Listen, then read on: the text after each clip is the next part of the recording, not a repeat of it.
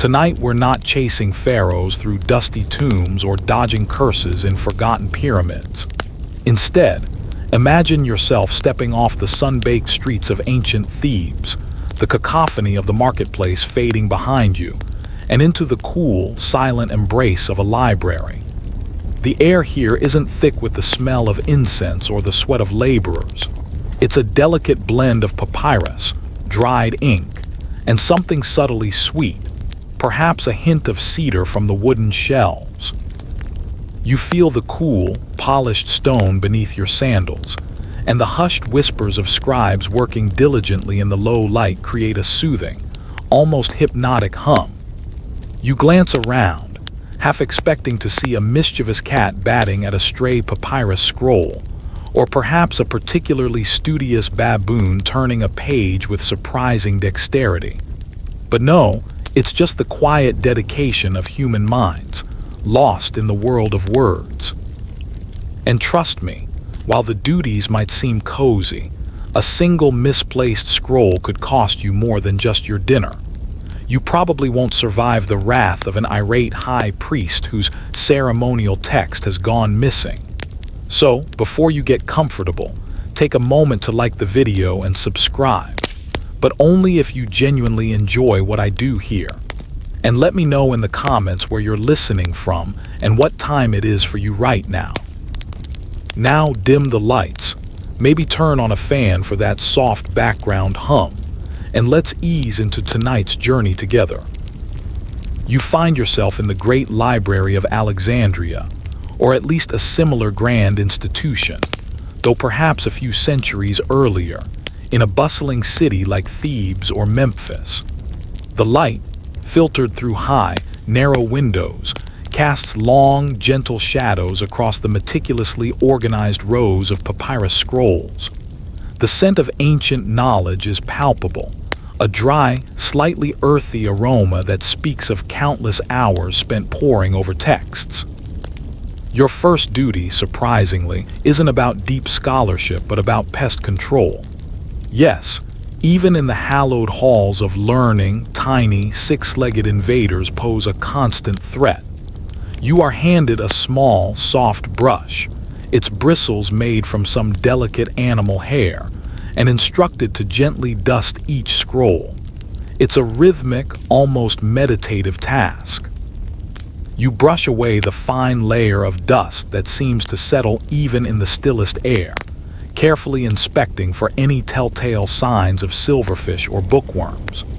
These tiny creatures, with their insatiable appetites for cellulose, are the bane of every librarian's existence. You imagine a particularly plump silverfish, smugly munching its way through a rare medical treatise, utterly oblivious to the potential loss of life-saving information it's causing. It's a tiny, quiet battle fought with brushes and vigilance, not swords and shields. One mainstream historical fact that often surprises people about ancient Egyptian libraries is their sheer scale and the meticulous organization required to maintain them. These weren't just dusty rooms filled with a few scrolls. They were vast repositories of knowledge, often attached to temples or royal palaces. The concept of a universal library, aiming to collect all known knowledge, certainly predates Alexandria, even if Alexandria became the most famous example. The scribes and librarians were highly respected individuals, not just glorified record keepers, but guardians of culture and wisdom. They understood the immense value of the written word. You remember a story, perhaps apocryphal, of a librarian who spent years simply translating a single obscure text, his dedication a testament to the reverence for knowledge. A quirky tidbit you learn quickly is the use of cedarwood oil. It's not just for making furniture smell nice. It's a powerful insect repellent. You're given small vials of the fragrant oil and instructed to dab tiny amounts on the ends of the scrolls and along the shelves. The air, already a symphony of subtle scents, now has a top note of rich, resinous cedar. You wonder if this is why ancient Egyptian mummies often smell faintly of something sweet and woody. Perhaps a clever embalmer borrowed a trick or two from the librarians.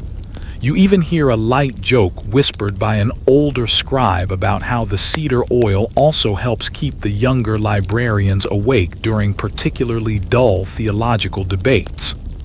It's better than a sharp slap to the face, wouldn't you agree? He chuckles, his eyes twinkling. Historians still argue whether the destruction of ancient libraries was primarily due to accidental fires, natural decay, or deliberate acts of war and fanaticism. The loss of so much ancient knowledge is a profound tragedy, a void that modern scholars can only glimpse through scattered fragments and references. You imagine the immense sorrow of a librarian watching centuries of accumulated wisdom turn to ash, the efforts of countless scribes obliterated in a single, devastating moment. It's a sobering thought, one that makes your gentle dusting feel all the more vital. Each scroll you protect is a tiny victory against the relentless march of time and oblivion. You carefully re-roll a scroll, making sure the papyrus is taut but not stretched, the end precisely aligned. This is another crucial duty, the art of the perfect re-roll. A poorly rolled scroll could crease, crack, or even tear over time, rendering its contents illegible. You've seen older scribes with decades of experience re-roll a scroll with an almost hypnotic grace, their fingers moving with a delicate precision born of endless practice. You try to emulate them, focusing on the subtle tension in the papyrus, the way it whispers against your fingertips. It's not just a physical task, it's an act of respect for the text, for the scribe who wrote it, and for the readers who will come after you. You can almost hear the papyrus sighing contentedly as it's put back in its proper place, a silent testament to its newfound comfort. Another light joke passes between the librarians. Someone remarks that the secret to a long life isn't fancy food or expensive medicines, but simply never running out of cedar oil and always having a freshly rolled scroll at hand. There's a soft ripple of laughter, quickly stifled, maintaining the library's quiet atmosphere. You find yourself smiling. The work is peaceful, but not without its moments of camaraderie. You appreciate the quiet humor that blossoms in this place of solemn study. It's a different kind of intensity than the bustling world outside, but no less demanding in its own way. You realize that even in ancient times, the workplace had its own unique brand of banter. The day progresses at a measured pace. The sun shifts, and the quality of light changes, moving from a sharp, bright illumination to a softer, golden glow. You notice the dust motes dancing in the sunbeams, tiny particles of the past swirling in the air. Each one, you muse, could be a fragment of an ancient thought, a tiny whisper from a bygone era. It's a romantic notion, perhaps, but it makes the work feel more profound, more connected to the vast sweep of history. You are not just dusting scrolls. You are sifting through the echoes of time itself. One of the more unexpected duties involves the training of new scribes, even if indirectly. While you yourself are not a master scribe, your keen eye for detail and your growing familiarity with the library's vast collection make you an invaluable resource. Young apprentices, their faces earnest and their hands still clumsy with the reed pen, often approach you with questions about where to find specific texts.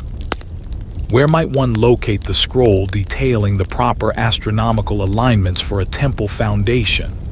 They might ask, their voices barely above a whisper.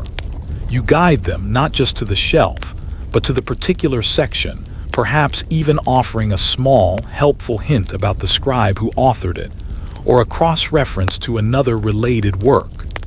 You become a living index, a human search engine, navigating the labyrinthine catalog of ancient knowledge. It's a subtle form of teaching, a mentorship without formal lectures. You realize that part of the librarian's role is to facilitate the spread of knowledge, to make it accessible to those who seek it.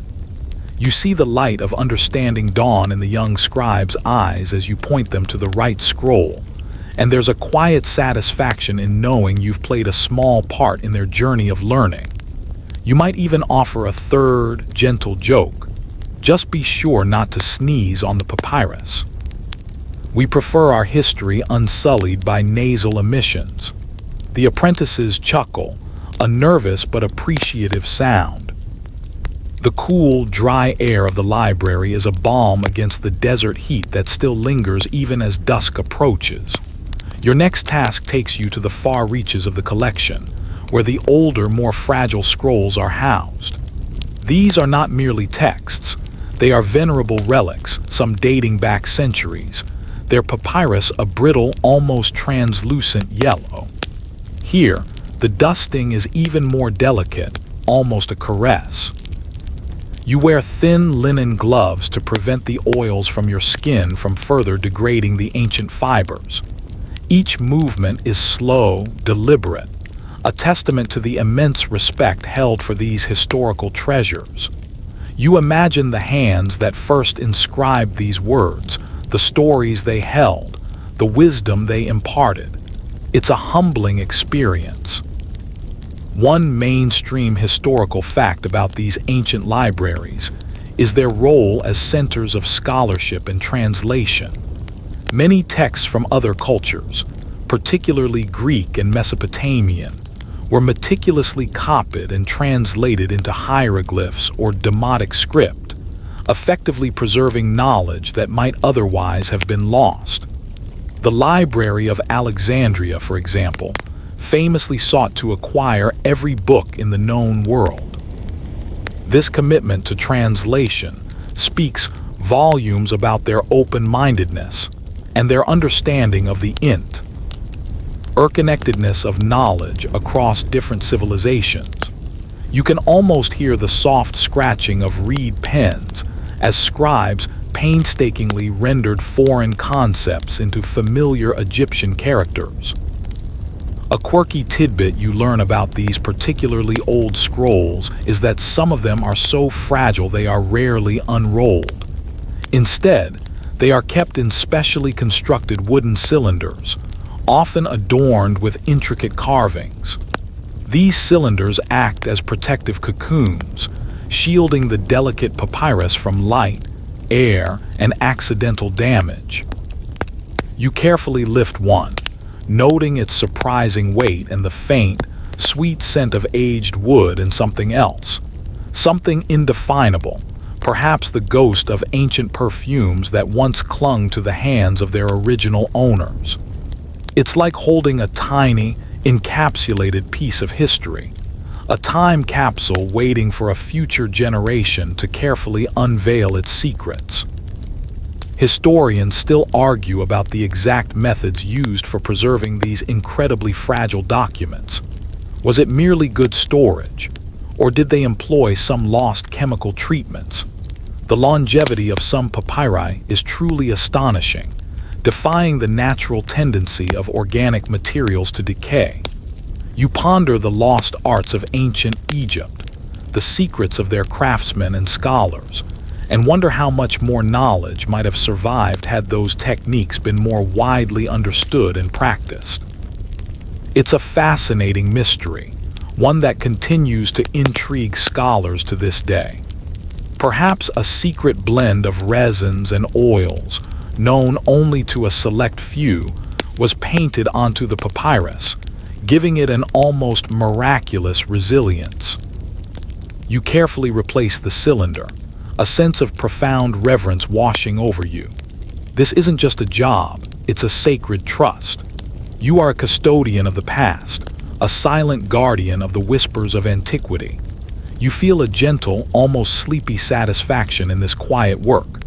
The rhythmic breathing of the other scribes and librarians, the occasional soft rustle of papyrus, the distant sounds of the city now muted by the thick library walls, all contribute to an atmosphere of profound tranquility. You could almost drift off right here, surrounded by the wisdom of ages. A light joke surfaces in your mind. You imagine a particularly pompous pharaoh demanding a newly discovered scroll be brought to him immediately, only for the librarian to politely inform him that it will take approximately 3 weeks to safely unroll it without turning it into dust. The thought makes you suppress a small chuckle. Even pharaohs, with all their power, had to bow to the delicate demands of ancient papyrus. It's a subtle reminder that even in a world of absolute rulers, some things, like the preservation of knowledge, required patience and specialized expertise. You notice the way the light catches the faint, almost imperceptible sheen on some of the older scrolls, a subtle sign of the careful polishing they receive with a soft cloth to further protect them. It's a small detail, easily overlooked, but it speaks volumes about the dedication of these ancient librarians. Every detail mattered, every precaution was taken. It makes you realize that their understanding of preservation was remarkably sophisticated for their time. They weren't just storing documents. They were actively working to extend their lifespan, treating each scroll as a precious, irreplaceable artifact. Your duties also extend to the careful cataloging of new acquisitions. When a new scroll arrives, perhaps from a newly excavated tomb or a far-flung temple, it undergoes a rigorous process. First, it's carefully unrolled and examined for any damage or unique features. Then, its contents are briefly reviewed to determine its subject matter. You learn to recognize the distinctive handwriting of certain scribes, the stylistic flourishes that betray the origin of a text, or even the subtle dialectical differences in the language. It's like being a detective, piecing together clues from faded ink and ancient scripts. You are responsible for noting its title, the scribe who authored it if known, its approximate age and its subject category. This information is then inscribed on a small clay tablet or a piece of ostrakhan, which serves as a rudimentary catalog entry. You meticulously categorize each new edition, deciding whether it belongs with the medical texts, the religious hymns, the historical annals, or the vast collection of funerary spells. It's a fascinating peek into the breadth of ancient Egyptian knowledge, from the practical to the profoundly spiritual. Another gentle joke ripples through the air. One of the senior librarians, observing your meticulous cataloging, leans over and whispers, "Be careful not to misfile a love poem under rituals for the afterlife. It could make for a rather awkward eternity." You manage a small, tired smile. The humor is always understated, a soft undercurrent in the quiet hum of the library. It's a testament to the fact that even serious work can be punctuated by moments of lightness. Historians still debate the exact methods of indexing and retrieval used in these ancient libraries. While we have evidence of cataloging, the precise systems employed to quickly locate specific texts within vast collections remain somewhat of a mystery. Were there numerical systems, or perhaps a more thematic organization? You imagine a complex mental map in the minds of the senior librarians, a web of interconnected knowledge that allowed them to navigate their vast holdings with remarkable efficiency. It's a testament to human ingenuity, even without the aid of modern technology. The process of cataloging is surprisingly satisfying. You feel a sense of order being brought to the chaotic influx of new information, a structure being imposed on the boundless ocean of knowledge. Each entry is a small victory, a new piece of the puzzle falling into place. You feel a quiet pride in your growing ability to classify and organize, to bring clarity to complexity.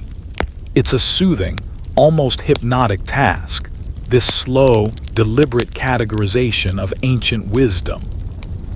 As the light outside dims and the first stars begin to appear in the velvet Egyptian sky, your duties shift from physical maintenance to a more intellectual engagement with the texts. You find yourself sitting at a low wooden table, a small oil lamp casting a warm, flickering glow over the papyrus before you. Your task now is proofreading, a meticulous and sometimes frustrating endeavor. You are handed a newly copied scroll, perhaps a recreation of an older, decaying text, and your job is to compare it word for word with the original. It's a test of patience, concentration, and an eagle eye for even the tiniest discrepancy. One mainstream historical fact about scribal practices in ancient Egypt is their incredible accuracy. Scribes were highly trained professionals, and the act of copying was seen as a sacred duty, especially when dealing with religious or historical texts. Errors were not just mistakes, they could be seen as sacrilege, potentially invalidating a ritual or distorting a historical record. This emphasis on precision meant that proofreading was an absolutely critical step in the creation of any new text. You can almost feel the weight of this responsibility as you pore over the papyrus. A quirky tidbit you quickly discover is the existence of correction fluids made from various finely ground minerals mixed with a binder.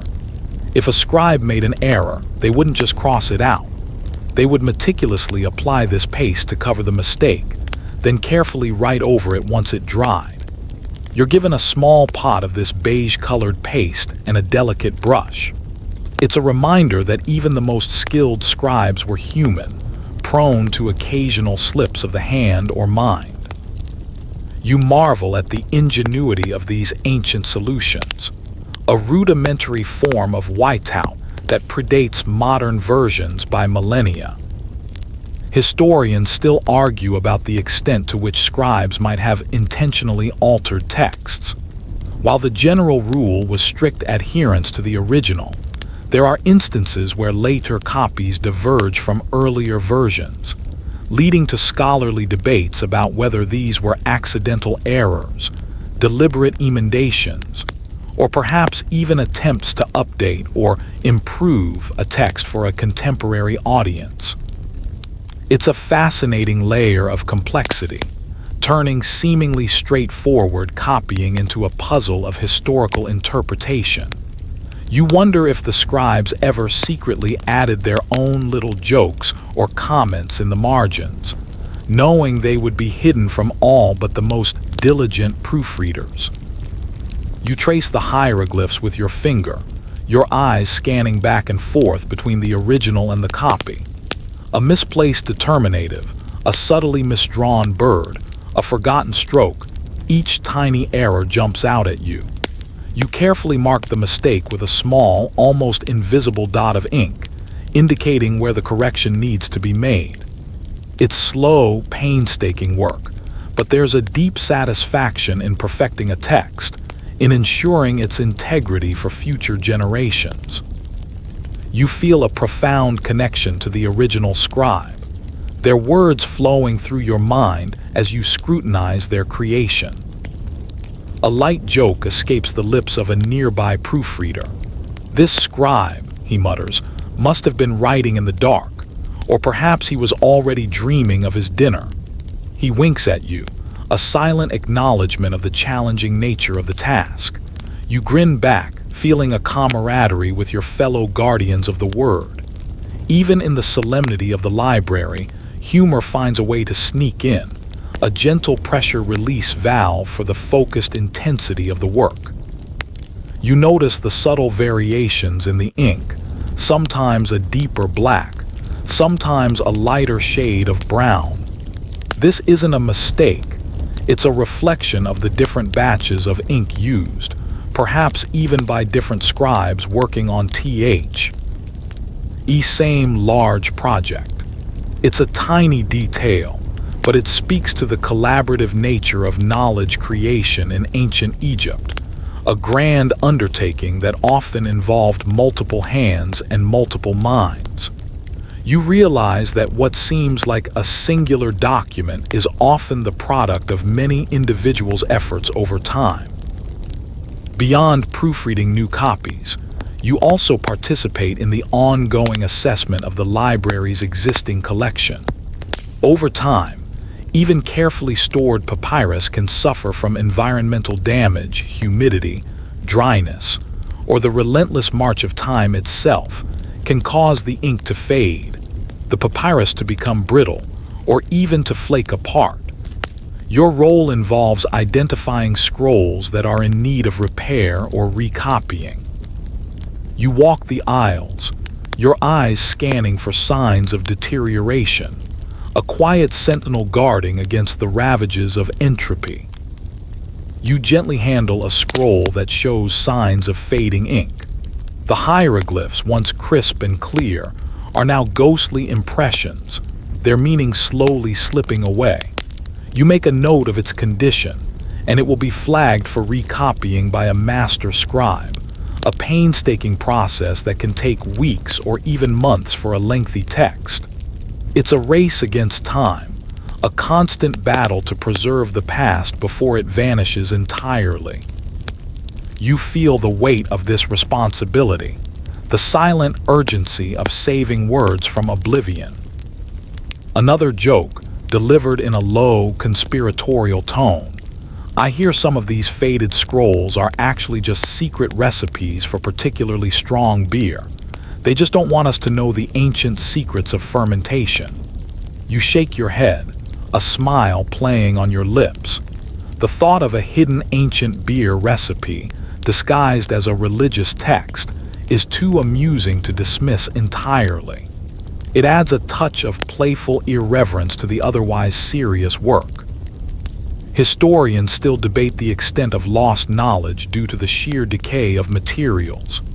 While fires and wars certainly played their part, the natural breakdown of papyrus and ink over millennia means that countless texts have simply dissolved into dust, leaving no trace. You imagine vast libraries of forgotten wisdom, tales untold, scientific discoveries unshared, all lost to the relentless grind of time. It's a humbling thought, emphasizing the fragility of human achievements and the immense value of what has managed to survive. You conclude your proofreading, your eyes tired but satisfied. You've helped to ensure the accuracy of another piece of ancient wisdom, safeguarding it for those who will come after. The flickering oil lamp casts long shadows, making the hieroglyphs on the surrounding scrolls seem to dance in the dim light, almost as if they are whispering their ancient stories to you. You feel a deep sense of connection to these silent voices, a bond forged through the shared pursuit of knowledge. The quiet hum of the library is a lullaby, a soft invitation to contemplation and rest. The first rays of dawn, a soft blush of rose and gold, begin to filter through the high windows of the library, painting the ancient stones with a warm glow. Your next set of duties involves maintaining the physical environment of the library itself, ensuring that the conditions remain optimal for the preservation of the fragile papyrus scrolls. This isn't just about sweeping floors. It's about temperature control, humidity regulation, and light management, all without the aid of modern technology. You are a silent climate engineer, using ancient wisdom and observation to protect the precious collection. One mainstream historical fact about ancient Egyptian architectural design is its remarkable understanding of passive cooling techniques. Libraries, often integrated into temple complexes or royal palaces, were designed with thick stone walls, small windows, and strategic ventilation to maintain a consistently cool and dry interior, even in the scorching desert heat. This wasn't just for comfort. It was crucial for preserving papyrus, which is highly susceptible to heat and humidity. You feel the cool air on your skin, a testament to the ingenuity of their builders. A quirky tidbit you learn about temperature regulation involves the use of shallow water basins. In some parts of the library, you notice strategically placed stone basins filled with cool water. These aren't for drinking. They are a rudimentary form of air conditioning. The evaporation of the water helps to cool the air, and by carefully regulating the water levels, the librarians could subtly influence the humidity within certain sections of the library. It's a simple yet effective method, a testament to their keen observation of natural phenomena. Historians still argue about the precise techniques used to monitor and adjust these environmental conditions. Were there specific tools, or was it largely a matter of experienced observation and intuition? You imagine a senior librarian, perhaps a wizened old man with skin like parchment, feeling the air with a practiced hand, sniffing for any hint of dampness, his senses finely attuned to the subtle shifts in the library's atmosphere. It's a reminder that sophisticated solutions don't always require complex machinery. Your task involves checking the water levels in these basins and refilling them if necessary, carrying heavy clay amphorae of cool water from a nearby well. It's a surprisingly physical task, but the rhythmic sloshing of the water and the feel of the cool clay against your skin are oddly satisfying. You carefully pour the water, making sure not to splash, the surface of the basin reflecting the faint morning light like a liquid mirror. You imagine the countless hands that have performed this very task over the centuries, a quiet ritual of preservation. A light joke from a passing colleague. Careful with that water, you don't want to accidentally create a new literary genre. The Ballad of the Damp Scroll. You chuckle softly, appreciative of the gentle humor that weaves its way through the serious work. It's a quiet reminder that even ancient librarians had their moments of levity. You also inspect the ventilation shafts, which are cunningly designed channels that draw in cooler air from beneath the building or from shaded courtyards and expel warmer air. Sometimes, a small, strategically placed piece of cloth or a woven mat might be used to subtly adjust the airflow, redirecting a draft or blocking an unwanted current. It's a delicate dance with the elements, a constant fine-tuning to maintain the perfect balance. You run your hand along the smooth stone of a shaft, feeling the faint whisper of air currents. The management of light is another crucial aspect of your environmental duties. Direct sunlight is highly damaging to papyrus, causing the ink to fade and the material to become brittle. You ensure that the heavy linen curtains which hang over the narrow windows are properly adjusted throughout the day, allowing in just enough light for reading and copying, but never direct, harsh sunlight. It's a constant adjustment, a slow, deliberate choreography with the sun's journey across the sky. Another gentle joke, whispered by a senior librarian as you adjust a curtain. Ah, the sun, our greatest patron and our most dangerous enemy, much like a particularly verbose philosopher. You smile at the analogy, recognizing the truth in the playful observation. Even knowledge itself, in its overwhelming abundance, can sometimes be both illuminating and overwhelming. Historians still debate the extent to which ancient Egyptians understood the science of light degradation on organic materials. While they certainly observed the effects, did they have a theoretical understanding? Or was it purely empirical knowledge passed down through generations of experience?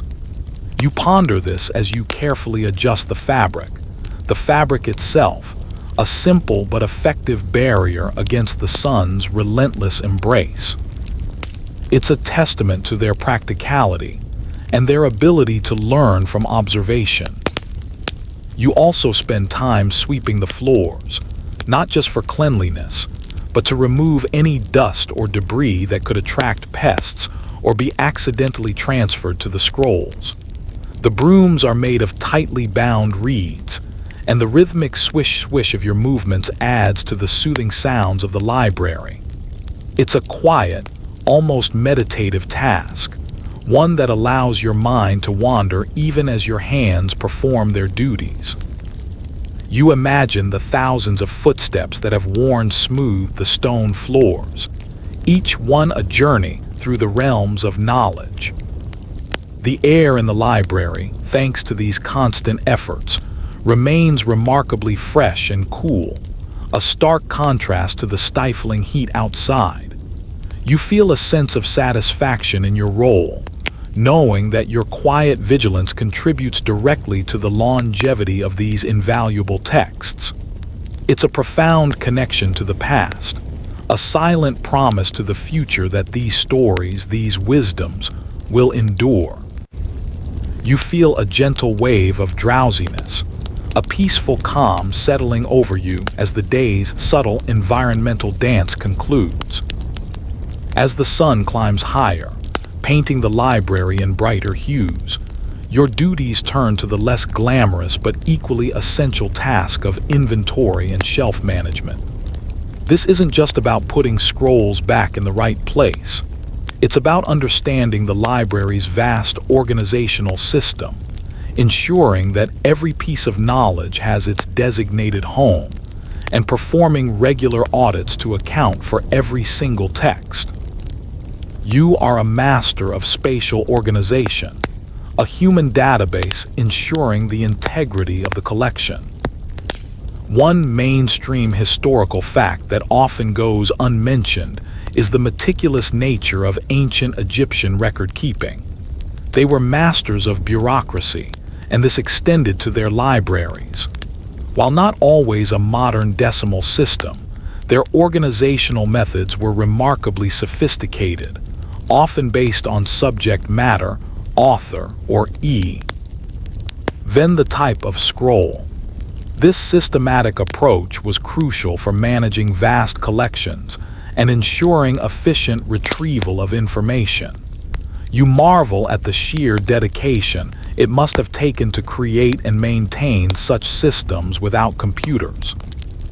A quirky tidbit you learn about shelf management is the use of unique identifying marks on the ends of scrolls.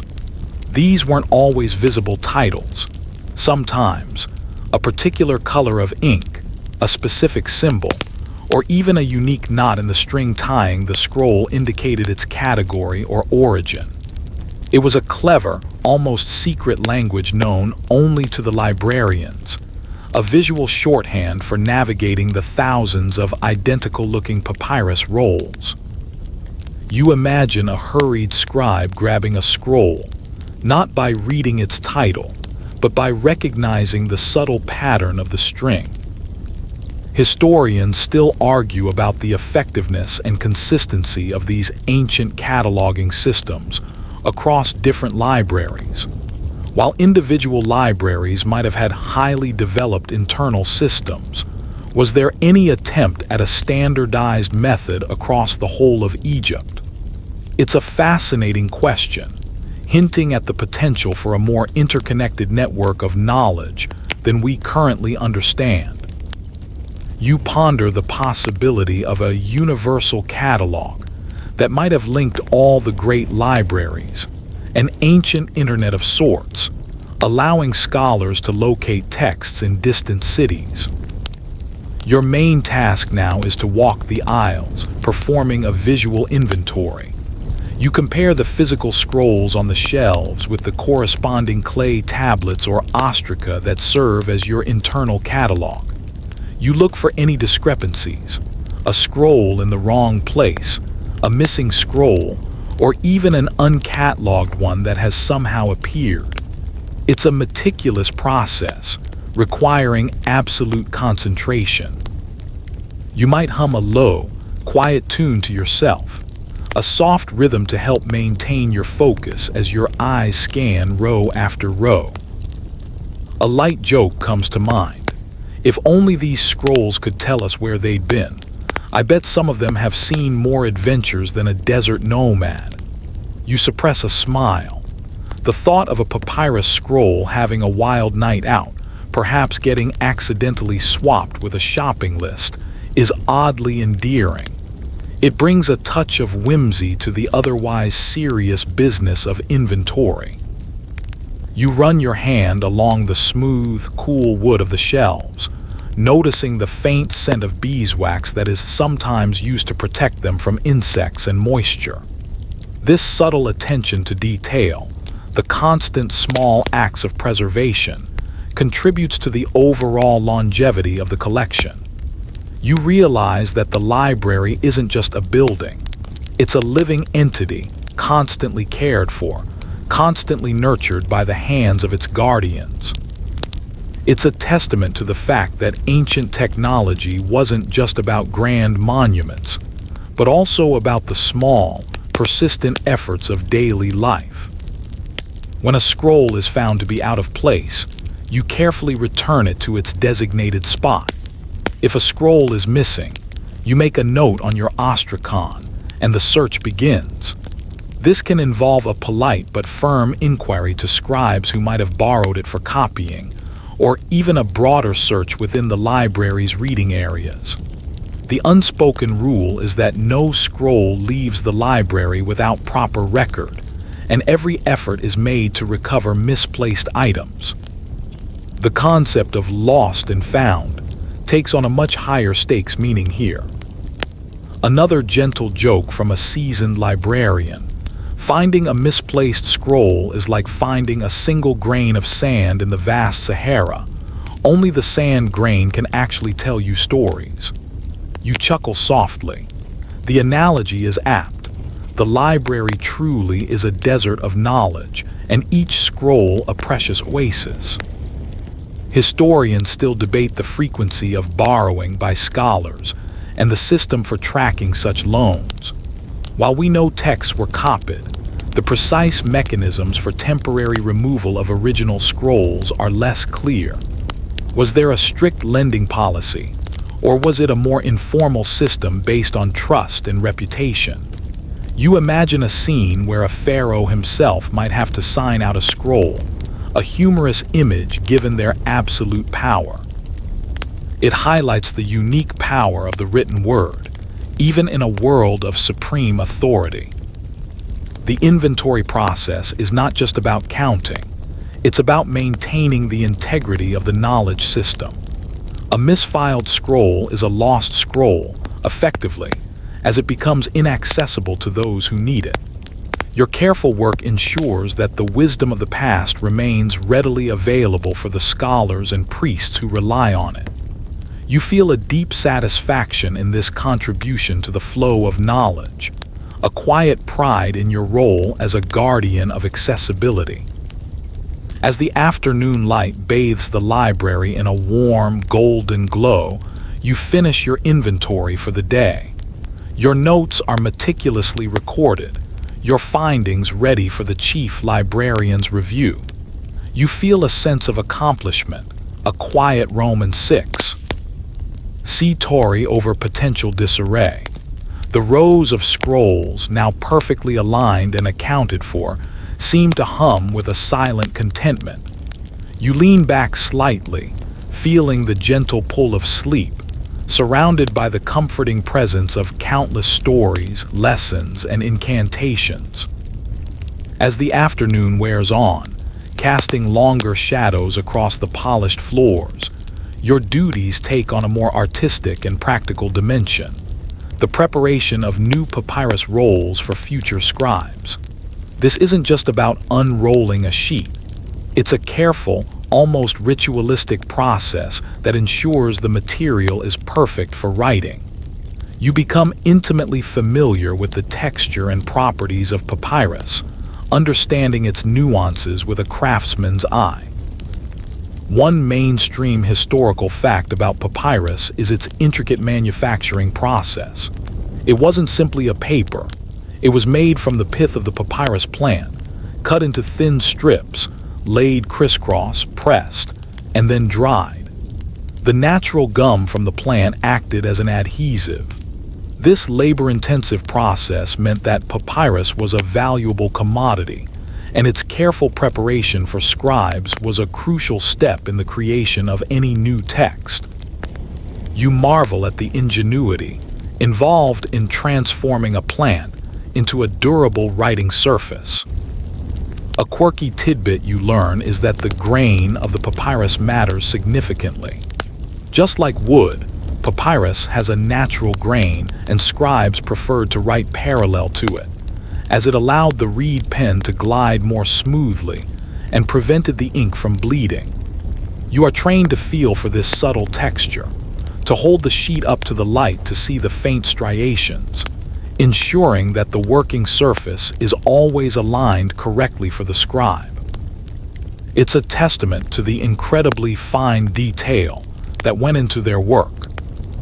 Historians still argue about the precise techniques used by different papyrus manufacturers and whether certain regions produced higher quality material than others. Were there secret family recipes for optimal papyrus production? You imagine a spirited debate amongst ancient papyrus merchants, each touting the superiority of their wares.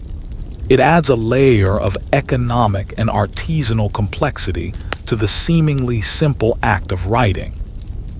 Your task involves smoothing out any imperfections on the papyrus sheets before they are joined together to form a roll. You use a smooth, polished stone, almost like a burnishing tool, to gently rub the surface, flattening any raised fibers and creating a perfectly uniform texture. It's a rhythmic, almost meditative motion, the soft whisper of stone against papyrus filling the quiet air. You feel the subtle resistance of the fibers, the gradual yielding of the surface beneath your careful hand. A light joke from an older scribe: be careful not to polish it so much that the words just slide right off. We wouldn't want a silent library, would we? You manage a small, tired smile. The humor is always gentle, a subtle undercurrent in the serene atmosphere of the library. It's a refreshing reminder that even profound work can be punctuated by moments of lightness. You also participate in the joining of individual sheets to create longer rolls. This is done using a thin strip of adhesive, often made from flour paste or animal glue, applied meticulously to the overlapping edges. The key is to create a seamless bond that is strong enough to withstand repeated rolling and unrolling, but flexible enough not to crack.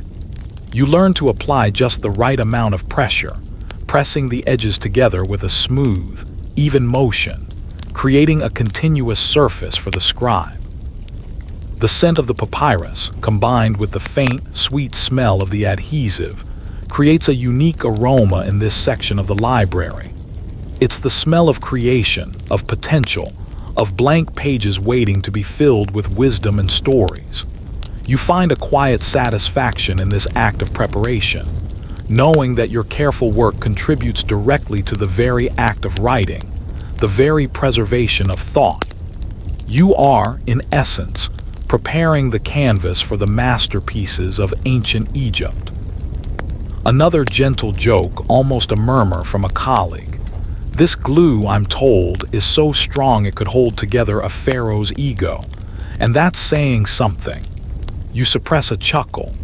The image of a grand, inflated ego held together by ancient Egyptian glue is amusing. It's a testament to the subtle wit that thrives in this place of quiet dedication.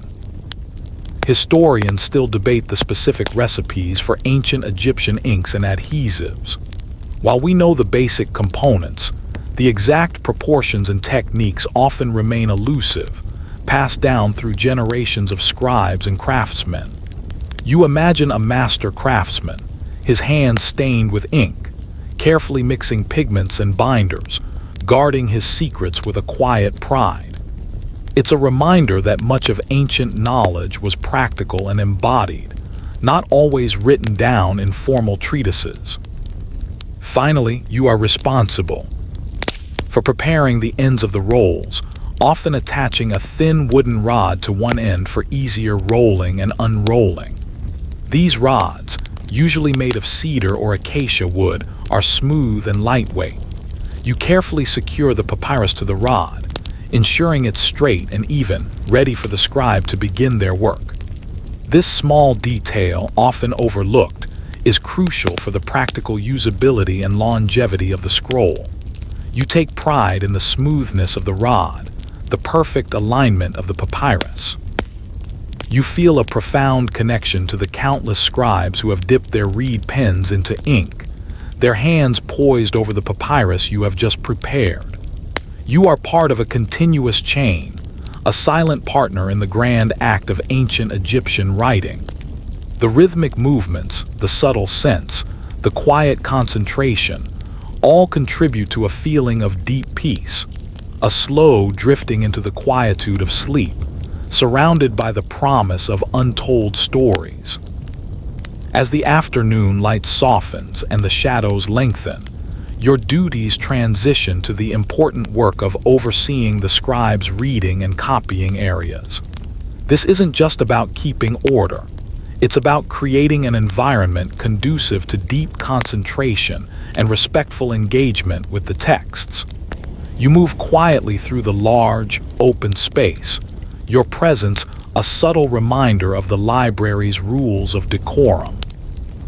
One mainstream historical fact about ancient Egyptian scribes is their immense social standing.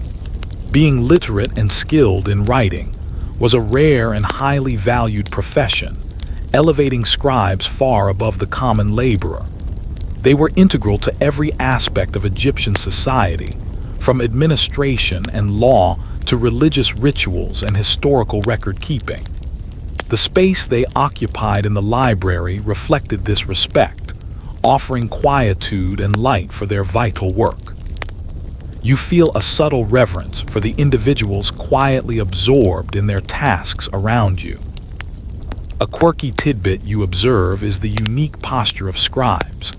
They often sit cross-legged on the floor, using a small, low table or even their own hardened kilt as a writing surface. Their reed pens are held delicately, almost vertically, allowing for precise control. You notice the way their shoulders are hunched, their faces close to the papyrus, utterly absorbed in the intricate dance of hieroglyphs. It's a posture born of necessity and millennia of practice, a living tradition unfolding before your eyes. Historians still argue about the educational methods employed to train these scribes. While we know they started by copying basic texts and progressed to more complex ones, the exact curriculum and the role of rote memorization versus conceptual understanding are subjects of ongoing debate. You imagine a young apprentice, perhaps struggling with a particularly complex medical treatise, his brow furrowed in concentration, and feel a surge of quiet empathy. It's a reminder that even ancient learning had its challenges. Your primary task in this area is to ensure silence and order. While a low hum of activity is natural, the soft scratch of reed pens, the gentle rustle of papyrus, loud talking, or disruptive behavior is gently but firmly discouraged. You move like a ghost between the tables, your sandals making no sound, your presence a silent deterrent to any potential disturbance. A subtle glance, a quiet gesture, is usually enough to quell any rising chatter. A light joke, whispered by a scribe who catches your eye. You move so quietly, I sometimes wonder if you're a god of silence disguised as a librarian. You offer a small, polite smile, appreciating the compliment, even in its playful exaggeration. It's a testament to the success of your efforts to maintain the serene atmosphere. You also ensure that scribes have access to the materials they need: fresh ink, clean water for diluting ink, and small stones to hold down papyrus sheets against a stray draft. You replenish their small palettes with new cakes of red and black pigment, The vibrant colors a striking contrast to the muted tones of the library. It's a service role, yes, but one that directly facilitates the creation of new knowledge. You are the unseen hand that supports the work of the scholars. The scent of ink made from soot and natural gums hangs faintly in the air, a distinctive aroma that signifies intellectual endeavor. It's a smell you've come to associate with quiet industry and the pursuit of understanding. You watch a scribe meticulously paint a finely detailed bird hieroglyph, his hand steady, his concentration absolute. The artistry of the writing itself is stunning, each symbol a miniature work of art. Another gentle joke, this time from a scribe struggling with a particularly intricate cartouche. I swear, these royal names get longer every year. Soon, they'll need a scroll just for one pharaoh's full title. You nod in agreement, a small, shared moment of amusement. It's a subtle release of tension in a dem. Anding profession. Historians still debate the extent of literacy in ancient Egypt beyond the scribal class. While the vast majority of the population was illiterate, some evidence suggests that certain segments of the elite, and even some artisans, might have possessed rudimentary reading skills. You wonder if any of the people working in the library secretly yearned to learn, their eyes occasionally lingering on the open scrolls, a silent longing for the world of words. You also act as an informal guide, answering questions about the location of specific texts or the correct form of certain hieroglyphs. While you are not a master scribe, your deep familiarity with the library's collection makes you a valuable resource. You might point a scribe to a rarely used dictionary of obscure terms, or help them locate a specific passage in a lengthy religious hymn. You are a human reference book, a living index to the vast repository of ancient knowledge. As the late afternoon sun casts long, deep shadows, the scribes slowly begin to pack away their materials. The quiet hum of activity gradually subsides, replaced by the soft rustle of closing scrolls and the gentle scraping of stools. You feel a quiet satisfaction, knowing that you have contributed to a productive day of scholarship and creation. The silence that descends as the scribes depart is a profound peace, a sleepy, comforting embrace that settles over the ancient walls. As twilight deepens, painting the library in shades of deep indigo and soft gray, your duties shift once more, focusing now on the meticulous art of preservation and repair. This is where the quiet patience of a librarian truly shines, as you work to mend the ravages of time, wear and sometimes accidental damage. You are a silent surgeon of papyrus, carefully restoring life to ailing texts. One mainstream historical fact about the fragility of papyrus is its susceptibility to damage from humidity, dryness, light, and insects. Despite its initial durability, over centuries, even well-cared-for scrolls can become brittle, torn, or faded. This inherent fragility meant that constant vigilance and repair were absolutely essential for the long-term survival of any library collection. You can almost hear the papyrus groaning under the weight of time. A quirky tidbit you learn about papyrus repair involves the use of extremely thin strips of new papyrus, almost translucent, to patch tears. These strips are carefully cut to match the grain of the original papyrus, and then adhered with a very weak, reversible adhesive, often made from diluted flour paste. The goal is to reinforce the damaged area without adding bulk or obscuring the original text. It's a painstaking process, requiring a surgeon's precision and a conservator's understanding of materials. Historians still argue about the extent to which these ancient repairs might have altered or obscured portions of the original text. While the intent was preservation, Could some repairs have inadvertently led to misinterpretations or the loss of subtle details? You imagine a modern conservator, armed with advanced technology, sighing at a particularly clumsy ancient repair, yet still marveling at the sheer effort involved.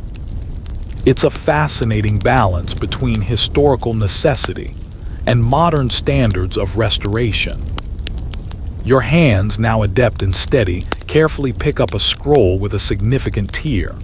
You gently unroll it, your movements slow and deliberate, as if handling a fragile bird's wing. You use a specialized, extremely sharp bronze knife, almost a scalpel, to cut the thinnest possible strips of new papyrus. The focus required is absolute, your breath held in gentle concentration. Each cut is precise, each placement intentional. A light joke from a senior repair expert, her voice a low murmur. This papyrus, it tells me, has seen better days. Probably got into a brawl with a particularly grumpy scarab beetle. You offer a faint, tired smile. The humor is a quiet, almost melancholic one, acknowledging the relentless battle against decay that is the essence of this work. You then apply a minuscule amount of the special adhesive to the edges of the tear, using a tiny, almost hair-thin brush. The adhesive is so delicate it barely registers as wet. Then, with an even more delicate touch, you position the new papyrus strip over the tear, aligning the grains perfectly. You use a smooth, bone tool to gently press it into place, allowing the adhesive to bond without creasing the ancient material. It's an art form in itself, a dance of delicacy and precision. The scent of the paste, a faint, sweet, starchy smell, hangs in the air around your workspace. It's a comforting, familiar aroma, signifying careful work and quiet restoration. You feel a deep satisfaction as the torn edges, once jagged and fragile, now seem to meld together, the papyrus gaining a renewed strength, a second chance at longevity. You are giving voice back to silence, Mackin. Gee, the unreadable readable again. Another gentle joke, this time a self-deprecating one from yourself. I wonder if, in 1,000 years, some future librarian will be cursing my clumsy repairs. Perhaps I should leave a small, apologetic note inside. The thought brings a fleeting smile to your face. It's a humble acknowledgement of the continuum of preservation, the understanding that your work is just one link in a very long chain. Historians still debate the best materials for ancient repair. Were the adhesives truly reversible? How much did the repairs contribute to the long-term survival versus simply holding fragments together? You imagine the trial and error, the experiments, the slow accumulation of practical knowledge that went into developing these techniques over centuries. It's a testament to the empirical science of the ancient world. Beyond tears, you also work on consolidating faded ink. For particularly precious texts where the ink has become almost invisible, you might carefully retrace the original hieroglyphs with extremely diluted ink, matching the original color and style as closely as possible. This is a highly specialized skill, often reserved for the most experienced repairers, as an error here could irrevocably alter the meaning of the text. You watch a senior colleague perform this delicate operation, her hand moving with the unwavering steadiness of a master painter. The quiet, focused intensity of the repair room is almost hypnotic. The soft scratching of tools, the barely audible sighs of concentration, the faint smell of ancient papyrus and fresh paste, all contribute to an atmosphere of profound dedication. You feel a deep connection to the words themselves, a sense of guardianship over the wisdom and stories they contain. The work is physically and mentally demanding, yet profoundly peaceful. As the night deepens, you feel a deep, sleepy satisfaction from bringing an ancient text back from the brink of oblivion. As the night deepens and the flickering oil lamps cast long, dancing shadows, your duties sometimes extend to the unusual and intriguing task of deciphering obscure or damaged scripts. This is where the librarian's role truly transcends mere organization, venturing into the realm of linguistic detective work. You are a silent code breaker, piecing together fragments of lost meaning. One mainstream historical fact about ancient Egyptian writing is the existence of multiple scripts: hieroglyphic, the formal monumental script; hieratic, a cursive form for everyday use on papyrus; and later demotic, an even more simplified cursive script. Learning to read and understand these different scripts, often with regional variations, was a monumental task for scribes and librarians, requiring extensive training and a deep knowledge of the language. You feel the weight of this linguistic complexity as you gaze at the enigmatic symbols.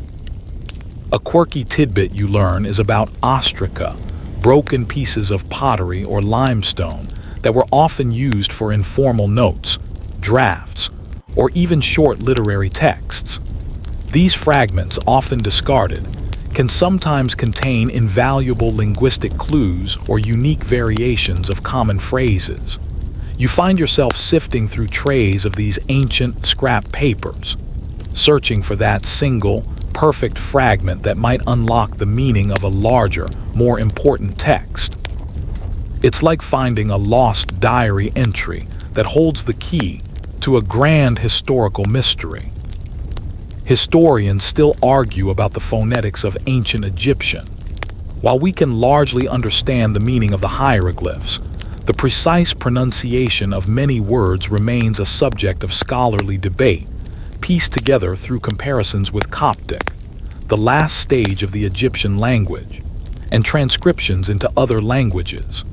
You imagine a scribe from ancient Egypt, bewildered by our modern attempts to sound out their words, perhaps offering a silent, exasperated correction. It's a humbling reminder of the limits of our understanding. Your task might involve a newly acquired fragment of papyrus, perhaps from a tomb robbery or an accidental archaeological find, that contains a script so faded or so unusual that its meaning is lost. You carefully compare the individual signs and symbols to known examples in other texts, looking for recurring patterns, stylistic quirks, or even subtle misspellings that might reveal its origin or subject matter. It's a puzzle, a quiet intellectual challenge that demands immense patience and a vast memory. A light joke from a senior linguist poring over a particularly stubborn fragment. This scribe, I'm convinced, wrote this while riding a particularly bumpy donkey. Either that, or he had too much of that fermented barley.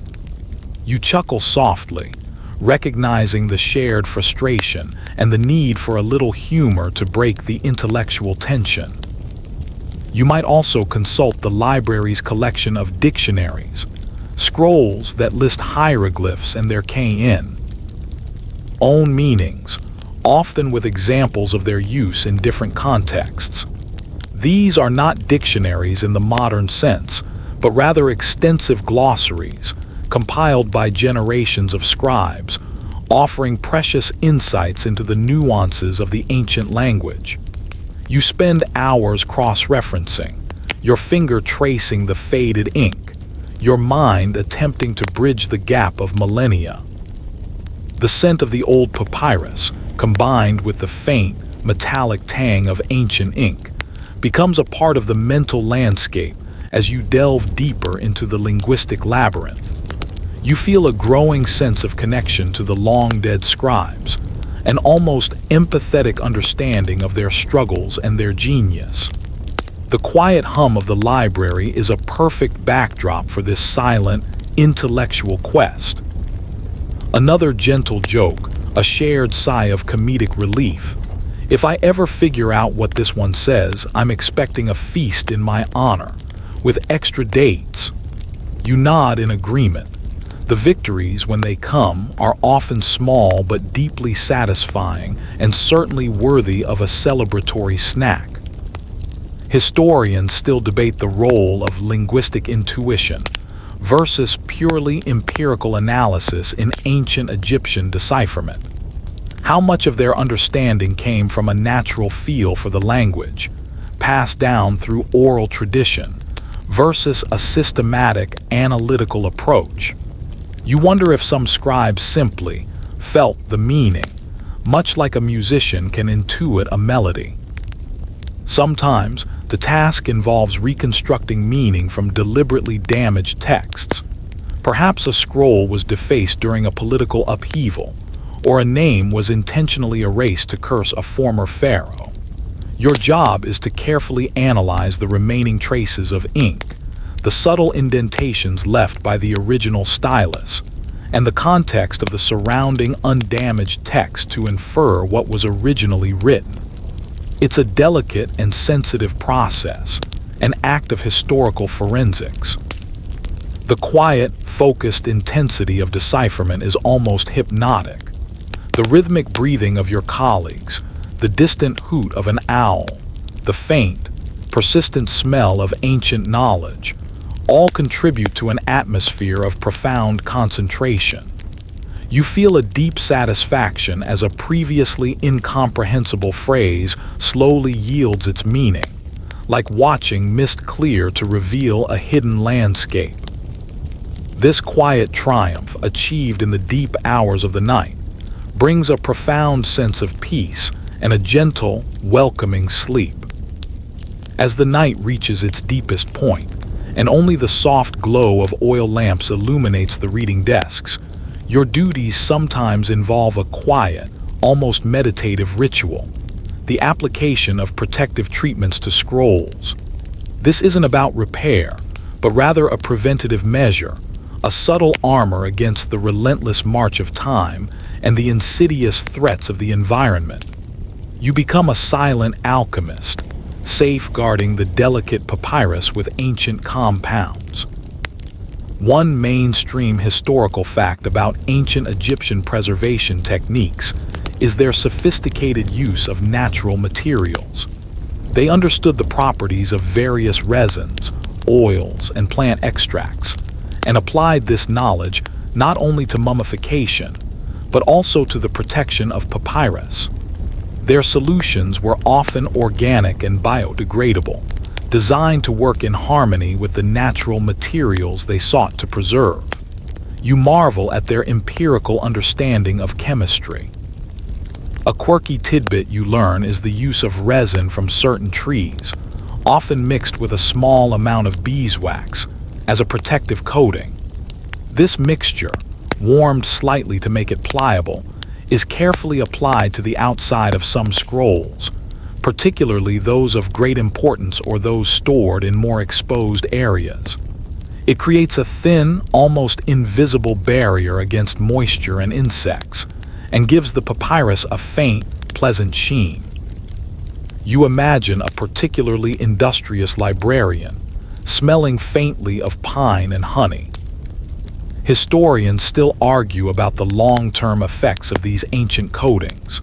While they clearly offered immediate protection, did they eventually contribute to the embrittlement of the papyrus, or were they truly beneficial in the very long run? It's a complex question, weighing the immediate benefits against potential unforeseen consequences centuries later. You ponder the trade-offs, a quiet debate within your own mind. Your task involves preparing this protective mixture. You carefully measure out the precise quantities of resin and beeswax, heating them gently over a small charcoal brazier until they become a smooth, viscous liquid. The scent that rises is warm and earthy, a blend of the desert and the forest, strangely comforting in the cool night air. You stir the mixture slowly with a wooden stick, watching the tiny bubbles rise and burst, feeling the subtle transformation of the materials. A light joke whispered by a colleague who passes by. This mixture, I'm told, is also excellent for polishing bald heads. Not that any of us would know. Of course, you suppress a smile, acknowledging the shared understanding that many long hours spent poring over texts often lead to a certain thinning of the hair. Once the mixture is ready, you use a soft, wide brush made from fine animal hair to gently apply a thin, even coat to the exterior of the carefully unrolled papyrus. Your movements are slow, deliberate, each stroke designed to spread the protective layer uniformly without saturating the papyrus. It's a delicate balance, an intuitive understanding of the material's needs. You feel the slight drag of the brush, the subtle texture of the papyrus beneath. The warmth from the brazier, combined with the rhythmic motion of your hand, creates a deeply soothing experience. The quiet hum of the library, the faint crackle of the charcoal, the almost imperceptible scent of the resin, all contribute to a feeling of profound tranquility. You are not just protecting a scroll, you are engaging in a timeless ritual, connecting with generations of guardians who have performed this very same act. Another gentle joke, a quiet murmur from a fellow librarian. We spend so much time protecting these scrolls, I sometimes wonder if they'll outlast us all. Probably still be here, telling tales, long after our names are forgotten. You nod in agreement. It's a humbling thought, the idea of the ephemeral human life against the enduring power of the written word. Historians still debate the symbolic significance, if any, of these protective treatments. Were they purely practical, or did they also carry a ritualistic or magical meaning, imbued with the power to ward off decay and preserve knowledge? You ponder this as you work, wondering if the ancient Egyptians saw their librarians not just as keepers of books, but as quiet magicians, weaving spells of longevity. You also participate in the careful storage of these newly treated scrolls. Once the resin wax mixture has dried and set, the scrolls are gently re-rolled and placed back into their designated cedarwood boxes or pottery jars, often with small packets of dried herbs to further deter insects. The meticulousness of the process, from preparation to storage, reflects the immense value placed on these documents. You feel a sense of profound order being brought to the world of knowledge. The quiet, focused intensity of the preservation room is almost hypnotic. The soft glow of the lamps, the subtle scents, the rhythmic movements of your hands, all contribute to an atmosphere of profound peace. You are a silent guardian, ensuring the whispers of the past continue to resonate into the future. This deep, quiet work, performed in the hushed embrace of the ancient library, brings a profound sense of calm and a gentle, welcoming sleep. As the deepest hours of the night pass, and the faintest hint of pre-dawn light begins to soften the edges of the library's stone walls, your duties sometimes involve a unique and truly ancient practice: the recitation and memorization of key texts. This isn't just about reading, it's about embodying the words, committing them to memory, and understanding their rhythm and cadence. You are a living archive, a silent echo of ancient voices. One mainstream historical fact about ancient Egyptian learning is the strong emphasis on oral tradition and memorization, even with the widespread use of writing. Many important texts, particularly religious rituals, magical spells, and historical narratives, were learned by heart by priests and scribes, ensuring their transmission even if written copies were lost or damaged. The spoken word held immense power, often considered more potent than the written one. You feel the weight of this oral heritage as you prepare to engage with the texts in this way. A quirky tidbit you learn is that some scribes, when copying particularly difficult or important texts, would whisper the words aloud to themselves as they wrote, believing that speaking the words helped to imprint them more deeply into their minds and ensured accuracy. You notice this silent murmur from a few dedicated individuals, their lips moving almost imperceptibly as they work, a subtle hum of ancient incantations. It's a fascinating insight into their learning process. Historians still argue about the exact methods of ancient Egyptian memorization. Were there specific mnemonic devices, rhymes, or musical accompaniments used to aid recall?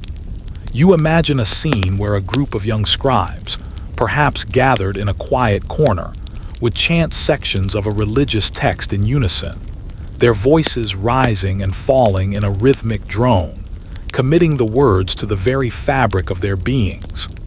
It's a captivating mystery, hinting at a lost art of learning. Your task involves sitting in a secluded corner with a small oil lamp providing just enough light and quietly reciting a chosen scroll. It might be a funerary text, a medical treatise, or a collection of proverbs. You read the hieroglyphs aloud, your voice a soft whisper in the vast silence of the library, focusing not just on the meaning, but on the flow of the words, the emphasis of certain phrases, the pauses between concepts. It's an act of deep absorption, a quiet communion with the ancient authors. A light joke, whispered to yourself as you stumble over a particularly tongue-twisting incantation. This spell, I'm sure, was designed by a god with a wicked sense of humor, or perhaps a speech impediment. You manage a small, tired smile. The complexity of the ancient language often leads to such private moments of amusement. You repeat sections over and over, letting the words sink into your consciousness, visualizing the scenes they describe, the concepts they convey. You are not just reading, you are embodying the text, allowing it to become a part of your internal landscape. This isn't about rote, mindless repetition. It's about active engagement, a deep internal dialogue with the wisdom of the past. The faint scent of the old papyrus, combined with the subtle aroma of the lamp oil, fills your senses. The quiet hum of the library, broken only by your gentle whispers, creates an atmosphere of profound serenity. You feel a deep connection to the stream of knowledge, becoming a vessel for its continued transmission. You are a bridge between the ancient world and the future, carrying the torch of wisdom within your very mind. Another gentle joke, a quiet chuckle to yourself. If I ever forget how to make bread, I'm sure there's a detailed recipe hidden in one of these medical texts. They seem to cover everything else. You smile at the thought, a whimsical notion of ancient practicalities unexpectedly emerging from the depths of scholarly texts. Historians still debate the extent to which these oral traditions influenced the written versions of texts.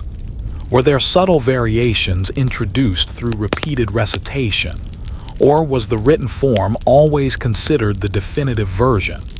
You ponder this as you continue to recite, wondering if your own subtle emphasis or phrasing might, in some distant future, become a tiny ripple in the vast ocean of ancient understanding. Sometimes, your task might involve testing a younger scribe on their memorization, quizzing them on passages from a sacred text. You listen patiently as they stumble and correct themselves, offering gentle guidance and encouragement. It's a quiet mentorship, passing on a vital skill that ensures the knowledge survives not just on papyrus, but within the living memory of the community. You are part of a lineage, a continuous chain of knowledge bearers. The quiet, focused intensity of memorization is almost hypnotic. The rhythmic breathing, the gentle murmur of your own voice, the subtle scent of ancient wisdom all contribute to an atmosphere of profound contemplation. You are not just learning words. You are internalizing a way of thinking, a worldview from millennia ago. This deep, quiet work, performed in the hushed embrace of the ancient library, brings a profound sense of calm and a gentle, welcoming sleep. As the last vestiges of night fade and the first hint of rose appears in the eastern sky, your duties sometimes involve a unique, hands-on task: the preparation of pigments and inks. This is where the librarian's role overlaps with that of an artisan, understanding the raw materials of creation and ensuring their quality for the scribes. You are a silent chemist, grinding minerals and mixing compounds to bring color and permanence to the written word. One mainstream historical fact about ancient Egyptian ink is that it was primarily made from soot carbon black, mixed with a binder typically gum arabic, a natural resin from acacia trees, and water. Red ink, used for headings, titles, and emphasizing important sections, was made from red ochre, a natural earth pigment mixed with the same binder. These simple but effective ingredients produced remarkably durable inks that have survived millennia. You marvel at the longevity of their ancient formulations. A quirky tidbit you learn is that the quality of the soot used for black ink could vary significantly. Soot from different sources, lamp black, wood charcoal, or even bone black, produce different shades and textures of ink.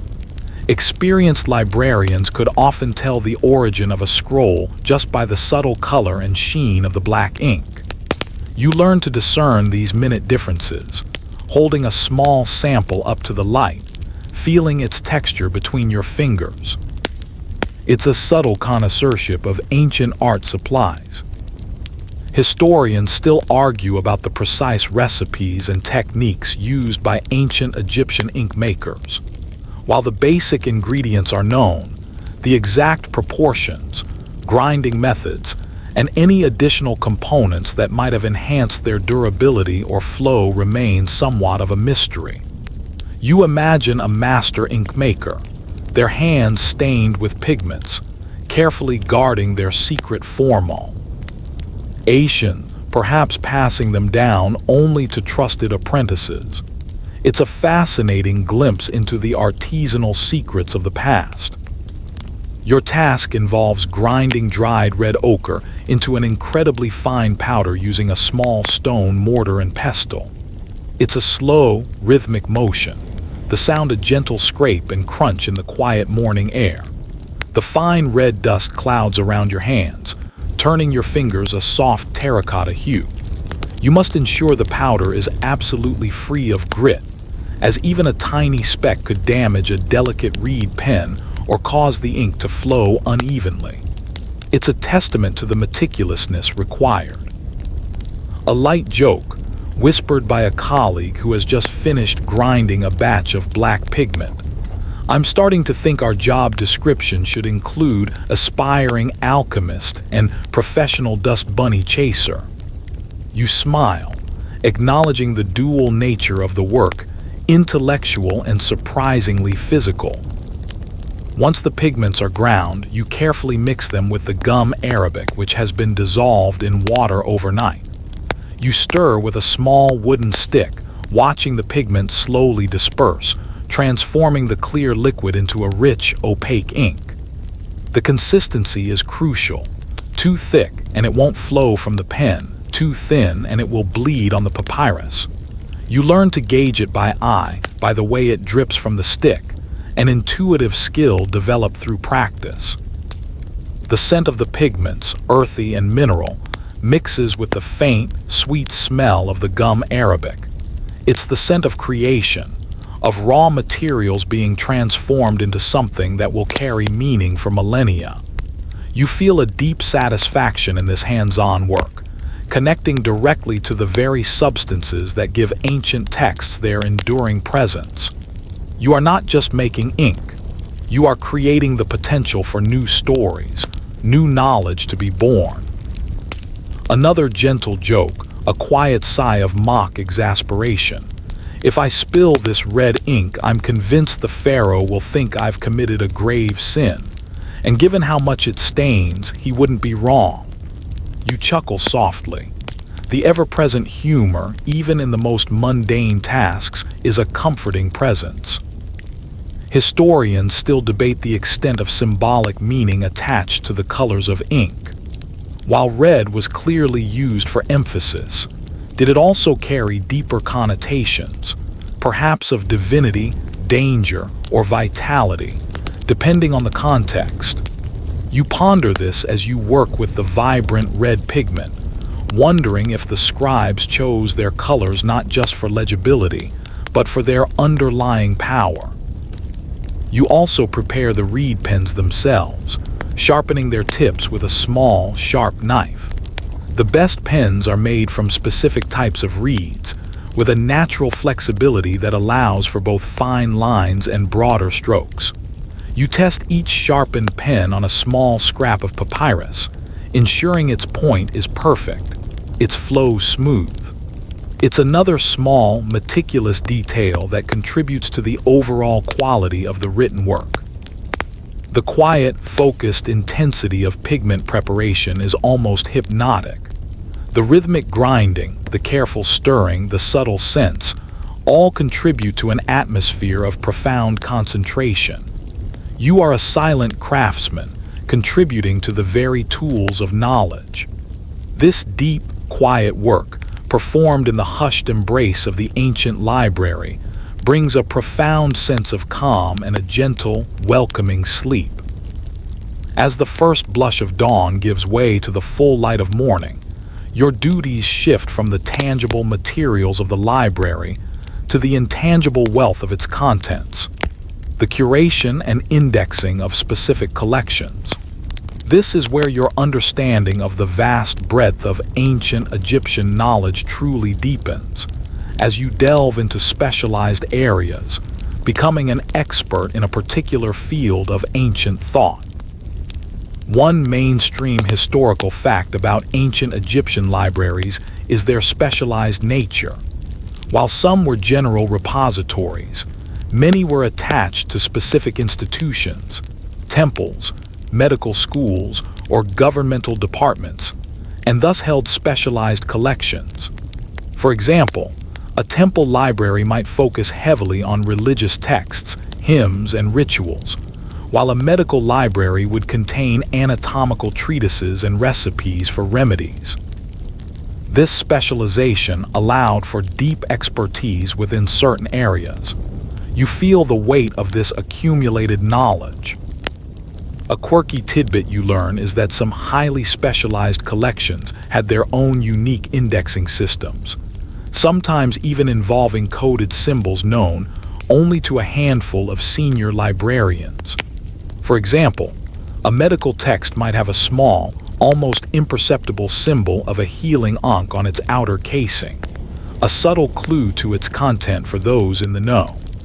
It's like a secret language within the language of the library, adding an extra layer of mystique to the cataloging process.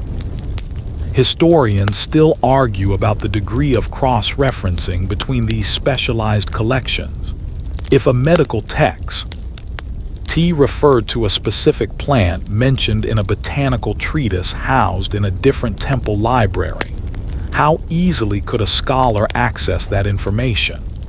You ponder the limitations of ancient information retrieval, marveling at the mental indexes that librarians must have maintained in their heads, bridging these seemingly disparate fields of knowledge. Your task might involve a section of the library dedicated entirely to funerary texts, the Book of the Dead, coffin texts, and pyramid texts. You meticulously organize these scrolls, not just by their general category, but by the specific rituals they describe, the pharaohs they concern, or even the different versions of spells. It's a deep dive into the ancient Egyptian understanding of the afterlife, a profound exploration of their spiritual world. You become intimately familiar with the nuances of their beliefs. A light joke, whispered to yourself as you arrange a particularly lengthy section of the Book of the Dead, I hope whoever wrote this had a very long lifespan. There are enough spells here for at least a dozen lifetimes. You manage a tired smile, the sheer volume of text dedicated to the afterlife both awe-inspiring and slightly overwhelming. You examine each scroll, noting any unique features, variations in the spells, or specific illustrations that accompany the text. You update the corresponding catalog entries on clay tablets, adding new details, cross-referencing similar texts, and perhaps even noting where a particular version differs significantly from others. This is a critical step in scholarly work, ensuring that future researchers have a comprehensive understanding of the variations within a given body of knowledge. The scent of ancient papyrus, permeated with the faint, sweet smell of the resins used in preservation, fills your senses. The quiet hum of the library, punctuated only by the soft rustle of scrolls, creates an atmosphere of profound absorption. You feel a deep satisfaction as you bring order to this vast spiritual landscape, making it more accessible to those who seek to understand the journey to the afterlife. Another gentle joke, a quiet sigh of mock frustration. If only these spells could magically organize themselves, my afterlife would be so much tidier. You chuckle softly. The humor is a quiet, internal release, a necessary counterpoint to the immense responsibility of dealing with such weighty subject matter. Historians still debate the evolution of these funerary texts over time. How did they change? And what do these changes reveal about shifts in ancient Egyptian beliefs about death and the afterlife? Your meticulous cataloging and comparison contribute directly to this ongoing scholarly discussion, providing invaluable data for future research. You are a silent contributor to a grand historical debate. Sometimes, your task might involve reorganizing an entire section based on a newly discovered interpretation or a more logical classification system. This requires not just knowledge of the texts, but also an understanding of the ongoing scholarly discourse and the practical implications of different organizational structures.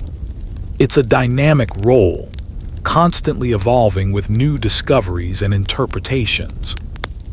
The quiet, focused intensity of curation is almost hypnotic. The rhythmic movements of your hands, the careful turning of pages, the subtle scents, all contribute to an atmosphere of profound contemplation. You are a silent navigator of ancient wisdom, making its vast ocean comprehensible. This deep, quiet work, performed in the hushed embrace of the ancient library, brings a profound sense of calm and a gentle, welcoming sleep. As the morning light strengthens and the sounds of the waking city begin to subtly penetrate the thick library walls, your duties sometimes involve a fascinating and often unexpected task: the verification of historical accounts. This isn't just about reading a chronicle. It's about cross-referencing different sources, identifying discrepancies, and attempting to piece together the most accurate narrative of past events. You are a silent historian, sifting through the echoes of time to uncover the truth. One mainstream historical fact about ancient Egyptian historical records is their often biased or propagandistic nature. Royal annals, temple inscriptions, and even some papyrus chronicles were frequently commissioned by pharaohs or powerful elites, designed to glorify their reigns, exaggerate their victories, and downplay their defeats. Distinguishing historical fact from political rhetoric was a constant challenge for ancient scribes, and is still a major undertaking for modern Egyptologists. You feel the weight of this subjective truth as you examine the texts. A quirky tidbit you learn is the existence of casual historical accounts, sometimes found on ostraca or personal letters, that offer a more candid, if less formal, perspective on events. these might contradict. CT the official narratives, providing a glimpse into the everyday realities or dissenting opinions of the time. You find yourself comparing grand pronouncements on temple walls with a scribbled note from a disgruntled worker, a fascinating juxtaposition of official history and grassroots reality. Historians still argue about the reliability of various ancient Egyptian sources, which accounts are more trustworthy, and what biases might have influenced their creation.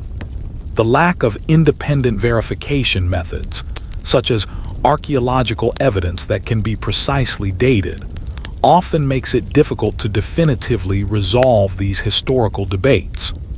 You ponder the challenges faced by your ancient counterparts, attempting to reconstruct a coherent narrative from often conflicting fragments. Your task might involve comparing two different accounts of a military campaign. One might be a grand, triumphal inscription from a pharaoh's temple, detailing glorious victories and vast spoils. The other might be a more modest papyrus record from a military scribe, detailing troop movements, casualties, and logistical challenges with a more pragmatic tone. You meticulously note the discrepancies, differing numbers of enemies defeated, conflicting battle locations, or even the complete omission of certain events. A light joke, whispered to yourself as you notice a particularly egregious exaggeration in a royal decree. I'm starting to think historical accuracy was just a suggestion back then, or perhaps a very flexible concept. You manage a tired smile, acknowledging the often fluid nature of ancient facts. You examine the language used in each account, noting the level of embellishment, the use of hyperbolic adjectives, or the subtle phrasing that suggests a particular agenda. You are looking not just at what is said, but how it is said, recognizing the rhetorical strategies employed by the ancient authors. It's like being a literary critic and a detective rolled into one. The scent of ancient papyrus, with its subtle notes of earth and decay, fills your senses. The quiet hum of the library, punctuated only by the soft rustle of scrolls, creates an atmosphere of profound intellectual engagement. You feel a deep satisfaction as you untangle the threads of conflicting narratives, attempting to weave a more accurate tapestry of the past. You are a silent truth seeker, discerning the whispers of propaganda from the echoes of reality. Another gentle joke, a quiet sigh of mock exasperation.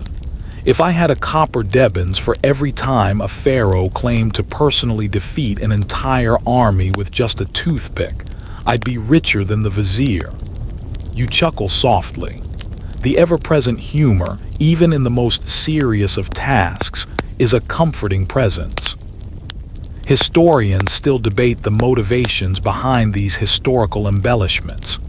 Was it purely for self-aggrandizement, or was there a deeper political or religious purpose to shaping the historical narrative in a particular way? You ponder this as you continue your comparisons, wondering about the complex interplay of power, belief, and truth in the ancient world. Sometimes, your task might involve identifying anachronisms or inconsistencies within a single text, suggesting that it might be a composite of different historical periods or later editions. This requires a deep knowledge of Egyptian chronology, political history, and artistic styles. It's a complex puzzle, one that demands a broad and detailed understanding of the ancient world. The quiet, focused intensity of historical verification is almost hypnotic. The rhythmic movements of your hands as you turn pages, the careful scrutiny of hieroglyphs, the subtle scents, all contribute to an atmosphere of profound contemplation. You are a silent arbiter of truth, attempting to bring clarity to the often murky waters of the past. This deep, quiet work performed in the hushed embrace of the ancient library, brings a profound sense of calm and a gentle, welcoming sleep. As the morning continues its steady march, bathing the library in a brighter, more active light, your duties sometimes turn to a particularly engaging and vital role: the curation and maintenance of the magical and religious texts. This isn't just about cataloging spells.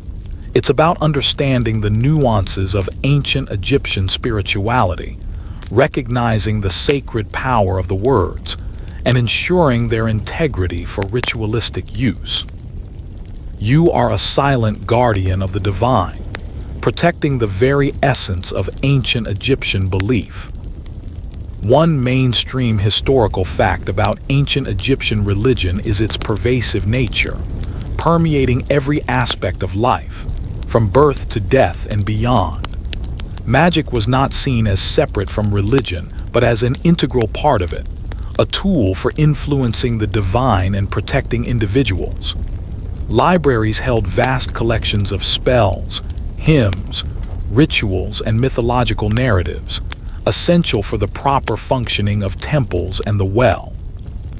Being of the populace, you feel the profound spiritual weight of these texts. A quirky tidbit you learn is the specific, almost ritualistic care given to certain magical scrolls. Some were never to be unrolled fully, only specific sections consulted for a particular purpose. Others were stored in special, ritually purified boxes, sometimes adorned with protective amulets, to enhance their power and ensure their efficacy. You handle these scrolls with an extra layer of reverence, recognizing their inherent sacredness beyond mere words on papyrus. Historians still argue about the distinction between magic and religion in ancient Egypt. Was there a clear line, or were they seamlessly integrated? The very nature of many texts, blending prayers with incantations, suggests a blurred boundary. You ponder this as you work, wondering if the ancient Egyptians would even understand our modern attempts to categorize their spiritual practices. It's a fascinating philosophical debate, played out in the very texts you handle. Your task might involve organizing a collection of incantations for healing. You meticulously categorize them not just by ailment, but by the specific deities invoked, the required rituals, or the precise ingredients for any accompanying potions. You ensure that every component of a spell is present and accounted for, knowing that even a single missing word or misdrawn symbol could render it useless or, worse, dangerous. It's a sacred responsibility, ensuring the spiritual well-being of the community.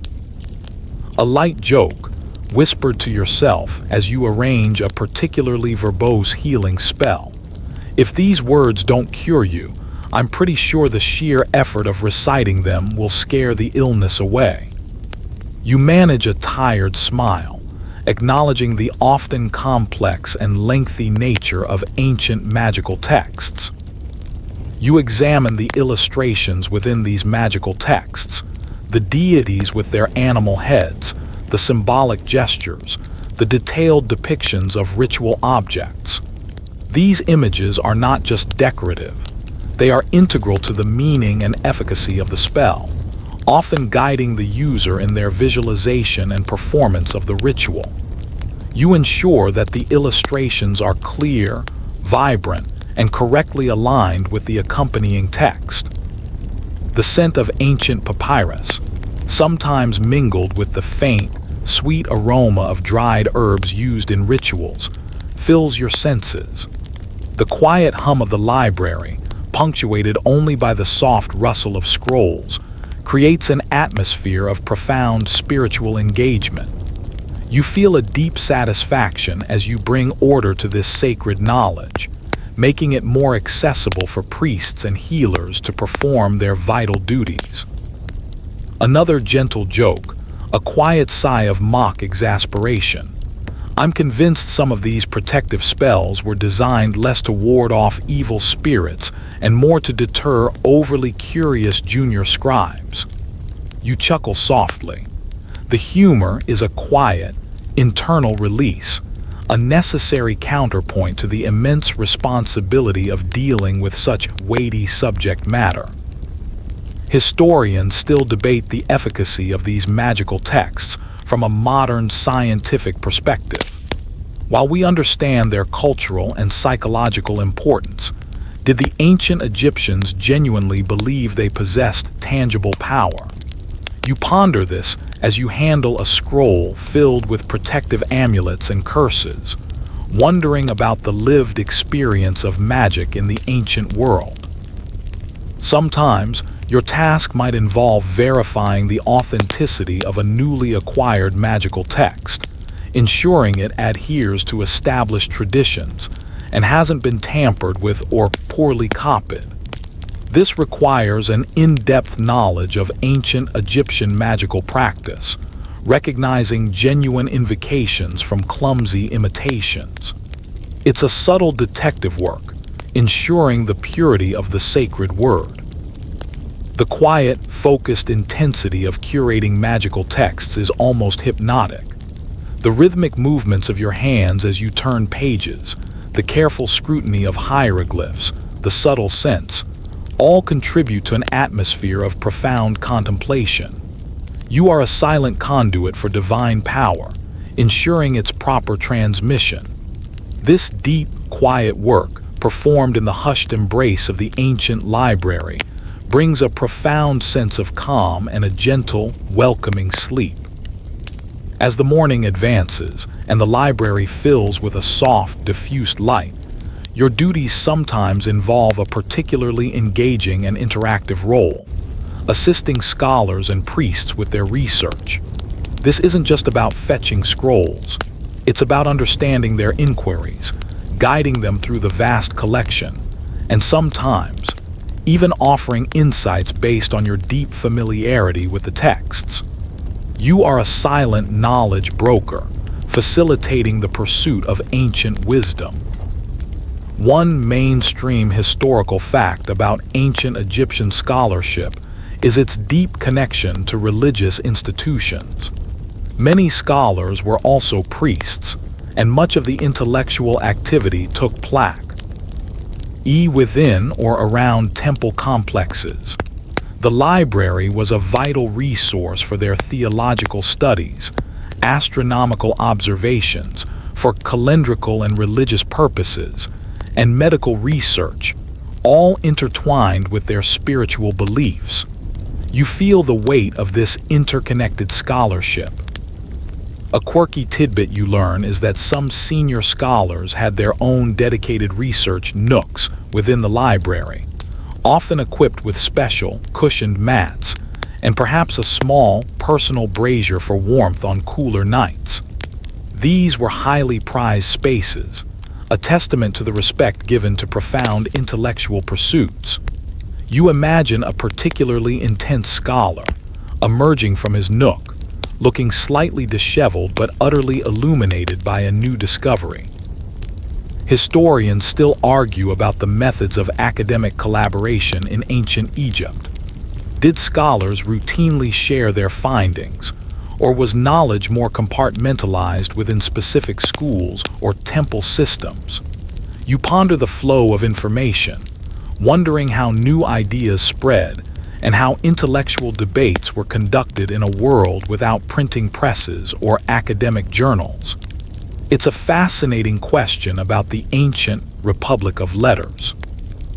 Your task might involve a priest inquiring about obscure variants of a particular funerary spell for a unique burial. You don't just point him to the funerary text section. You might suggest specific scrolls that contain variations for a noble of his particular lineage, or perhaps a less common version of the spell that invokes a rarely mentioned deity. Your knowledge allows for a tailored, efficient retrieval of information, saving the scholar countless hours of searching. A light joke, whispered by a scholar after you've guided him to a particularly obscure text, You, my dear librarian, have more knowledge hidden in your head than some pharaohs have in their treasuries, and far less trouble, I suspect. You offer a faint, polite smile, appreciating the recognition of your quiet expertise. You listen patiently to their questions, often complex and nuanced, and then, drawing upon your immense familiarity with the library's catalog and contents, you guide them to the relevant sections. You might pull out several scrolls for them to compare, perhaps even offering a brief summary of the contents of each, allowing them to quickly identify the most pertinent text for their research. You are a human search engine, powered by papyrus and memory. The scent of ancient papyrus, mixed with the faint, sweet aroma of the scholar's own lamp oil, fills your senses. The quiet hum of intellectual activity, punctuated by the soft rustle of scrolls and murmured consultations, creates an atmosphere of profound purpose. You feel a deep satisfaction in facilitating discovery, in being a silent partner in the advancement of ancient knowledge. Another gentle joke, a quiet sigh of mock exasperation from a scholar grappling with a difficult translation. This text is so convoluted, I think the scribe must have been paid by the syllable, or perhaps by the number of brain cells it destroys. You chuckle softly, understanding the frustration that comes with engaging with challenging ancient prose. Historians still debate the specific forms of publication or dissemination of scholarly works in ancient Egypt. Were new discoveries primarily shared through oral presentations, or were new scrolls copied and circulated among a limited circle of scholars? You ponder the methods by which groundbreaking ideas made their way into the broader intellectual discourse. Sometimes, your role extends to assisting with the transcription of newly discovered or damaged texts. A scholar might bring you a particularly fragile fragment, asking for your assistance in identifying individual hieroglyphs or piecing together a broken phrase. Your keen eye and deep linguistic knowledge are invaluable in such delicate operations, contributing directly to the reconstruction of ancient wisdom. The quiet, focused intensity of scholarly assistance is almost hypnotic. The rhythmic movements of your hands as you retrieve scrolls, the murmured consultations, the subtle scents, all contribute to an atmosphere of profound shared purpose. You are a silent facilitator of enlightenment, helping to unlock the secrets of the past for the benefit of the present. This deep, quiet work, performed in the hushed embrace of the ancient library, brings a profound sense of calm and a gentle, welcoming sleep.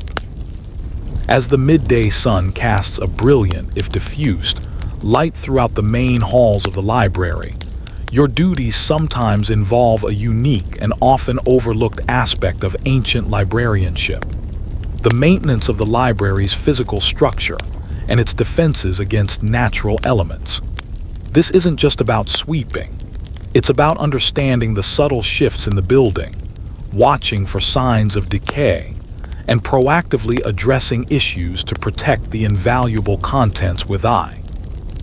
And you are a silent architect, ensuring the very walls stand strong against time. One mainstream historical fact about ancient Egyptian monumental architecture is its incredible durability, often designed to withstand millennia.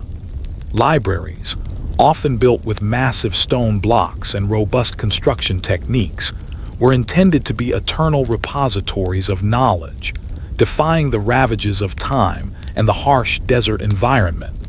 The materials and methods chosen were a testament to their understanding of long-term preservation. You feel the immense solidity of the stone around you. A quirky tidbit you learn is the use of small, strategically placed telltales, tiny, thin strips of clay or small stone markers, placed across hairline cracks in the walls or ceilings. By observing whether these telltales shifted or cracked, Librarians could detect subtle structural movements long before they became major problems, allowing for early intervention and repair. It's a rudimentary but remarkably effective form of structural monitoring, a testament to their observational skills. Historians still argue about the exact methods used for large-scale structural repair in ancient Egypt. While we know they were master builders, the specifics of how they repaired monumental structures or addressed foundation issues are often debated. Were specialized repair teams always on call, or was it a more ad hoc system? You imagine a scene where a team of engineers and masons would be summoned to address a developing crack, their methods shrouded in ancient building secrets. Your task involves a regular circuit of the library's perimeter, both inside and out, specifically looking for these telltales. You carefully examine each one, checking for any new cracks or changes in existing ones. You carry a small, stylus-like tool to mark the date of your inspection next to each telltale, creating a living record of the building's structural health. It's a quiet, methodical process, a constant vigilance against the relentless forces of entropy. A light joke, whispered to yourself as you meticulously check a telltale. I hope this wall isn't planning on collapsing before my shift ends. I'd hate to be blamed for an architectural oversight of several millennia. You manage a tired smile, acknowledging the profound age of the structure you are safeguarding. You also inspect the roofing and drainage systems. While rare, unexpected heavy rains or even sandstorms could threaten the integrity of the roof, leading to leaks that would be catastrophic for the papyrus. You look for any signs of water damage, crumbling mortar, or displaced stones, making a detailed mental note of any issues that need to be reported to the temple architects or royal overseers. The protection of the roof is paramount. The scent of dry stone, subtly warm from the sun, fills your senses. The quiet hum of the library, occasionally punctuated by the distant sounds of city life, creates an atmosphere of profound durability. You feel a deep satisfaction in ensuring the physical integrity of this ancient sanctuary, knowing that its strength directly contributes to the survival of the knowledge within. Another gentle joke, a quiet sigh of mock exasperation. If only our ancient builders had left a how-to manual for structural repairs, it would save us a lot of nervous sweating. You chuckle softly. The humor is a quiet, internal release, a necessary counterpoint to the immense responsibility of dealing with such long-term concerns. Historians still debate the role of sacred geometry, or astronomical alignment, in the design and construction of ancient Egyptian temples and libraries. Was their durability simply a result of excellent engineering, or did spiritual beliefs also play a role in their enduring strength? You ponder this as you run your hand along a perfectly fitted stone block, wondering about the intentions of the ancient master builders. Sometimes, your duty involves sweeping accumulated sand from the external courtyards and entrances. While it seems mundane, preventing sand buildup is crucial, as it can block drainage, contribute to dampness, or even provide a pathway for burrowing pests. It's a constant battle against the encroaching desert, a small but significant act of maintaining the boundary between order and the wild elements. The quiet, focused intensity of structural maintenance is almost hypnotic. The rhythmic movements of your feet, the careful scrutiny of surfaces, the subtle scents, all contribute to an atmosphere of profound guardianship. You are a silent protector of the very foundation of knowledge. This deep, quiet work, performed in the hushed embrace of the ancient library, brings a profound sense of calm and a gentle, welcoming sleep. As the afternoon light begins to soften, casting a gentle, warm glow over the scrolls, your duties sometimes involve a unique and deeply satisfying task: the creation of new wooden containers for SCR. Alls, this isn't just carpentry, it's an art form, ensuring that the precious papyrus is housed in a vessel that is both protective and aesthetically pleasing. You become a silent artisan, crafting a silent home for ancient words. One mainstream historical fact about ancient Egyptian craftsmanship is their extraordinary skill in woodworking. They produced exquisite furniture, sarcophagi, and everyday objects, often using precious imported timbers like cedar and ebony. This meticulous craftsmanship extended to the containers for their scrolls, recognizing that the housing was almost as important as the contents for long-term preservation. You feel the smooth, cool wood beneath your fingers. A quirky tidbit you learn is the subtle variations in the design of these scroll boxes, often indicating the type of text they contained or the status of the library from which they originated. A box for a royal decree might have intricate carvings of pharaonic symbols, while a medical text box might bear a more functional, unadorned design. You learn to recognize these subtle visual cues, a secret language embedded in the very structure of the containers. Historians still argue about the extent to which standardized designs for scroll containers existed across different regions of Egypt. Were there specific workshops dedicated to producing these boxes, or was it a more decentralized craft? You imagine a spirited debate among ancient carpenters about the best way to construct a scroll box, each defending their own traditional methods. It adds a layer of artisanal history to the practical task. Your task involves selecting the appropriate type of wood, often lightweight and insect-repelling cedar, and carefully cutting and shaping the pieces. You use a variety of hand tools, chisels, saws, and planes, working with precision and patience. The scent of fresh-cut cedar, sweet and resinous, fills the air around your workbench, a pleasant contrast to the drier scent of aged papyrus. You feel the grain of the wood, its subtle resistance to your tools. A light joke, whispered to yourself as you try to get a particularly stubborn joint to fit perfectly. This wood, I swear, has a mind of its own, probably a particularly stubborn spirit of a tree god. You manage a tired smile, acknowledging the occasional frustrations of working with natural materials.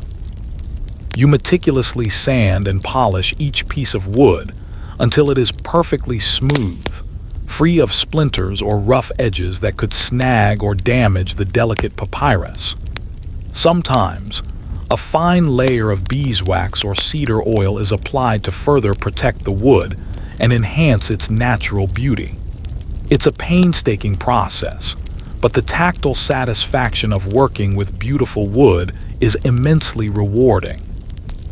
The rhythmic sounds of your work, the soft rasp of the plane, the gentle tap of the chisel, the smooth glide of sandpaper, contribute to a feeling of profound tranquility. You are not just making a box, you are crafting a sanctuary, a secure and beautiful home for ancient knowledge. You feel a deep connection to the long line of artisans who have shaped wood for millennia, their skills passed down through generations. Another gentle joke, a quiet sigh of mock exasperation. If only these boxes could tell tales. I bet the one for the Book of the Dead has heard some truly terrifying bedtime stories. You chuckle softly. The humor is a quiet, internal release, a necessary counterpoint to the immense care required for such precious items. Historians still debate the symbolic significance of different wood types in ancient Egypt. While cedar was clearly valued for its scent and insect-repelling properties, did other woods carry specific magical or religious associations that influenced their use in scroll containers? You ponder this as you work, wondering if every choice of material was imbued with deeper meaning. Sometimes, your task might involve carving simple decorative motifs or identifying marks onto the exterior of the box, subtly indicating its contents or its place within the library's collection. This requires a steady hand and an eye for proportion, ensuring that the markings are clear and elegant. It's a small artistic flourish, adding a touch of beauty to a functional object. The quiet, focused intensity of woodworking is almost hypnotic. The rhythmic movements of your hands, the subtle scent of cedar, the gradual transformation of raw material into a refined object, all contribute to an atmosphere of profound creativity. You are a silent artisan, providing a lasting home for ancient wisdom. This deep, quiet work, performed in the hushed embrace of the ancient library, brings a profound sense of calm and a gentle, welcoming sleep. As the afternoon mellows into late afternoon, and the library is bathed in a warm, golden light, your duties sometimes turn to a truly fascinating and often surprising task: the maintenance and updating of the library's maps or geographica. Records. This isn't about cartography as we understand it today. It's about preserving the ancient Egyptian understanding of their world, its boundaries, and its interconnectedness with neighboring lands. You are a silent geographer, safeguarding the contours of ancient understanding. One mainstream historical fact about ancient Egyptian geography is their detailed knowledge of the Nile River and its intricate systems of canals, which were vital for agriculture, trade, and transportation. Beyond the Nile Valley, their understanding of the wider world was largely based on trade routes, military campaigns, and diplomatic missions to Nubia, Punt, the Levant, and Mesopotamia. Their maps were often more descriptive lists of places and resources than accurate spatial representations. You feel the weight of this ancient perspective on the world. A quirky tidbit you learn is that some maps were not drawn on papyrus at all, but carved onto stone tablets or even temple walls, often depicting military routes or the distribution of natural resources in conquered lands. These monumental maps were less about navigation and more about asserting control and glorifying pharaonic power. You imagine a scribe meticulously carving a list of distant towns onto a temple wall, each name a testament to Egyptian influence. Historians still argue about the accuracy and purpose of these ancient Egyptian maps. Were they primarily practical tools for administrators and military leaders, or did they also serve a symbolic function, representing the divine order of the cosmos as understood by the Egyptians? You ponder this as you examine a scroll depicting the foreign lands, wondering about the blend of practical knowledge and mythological understanding.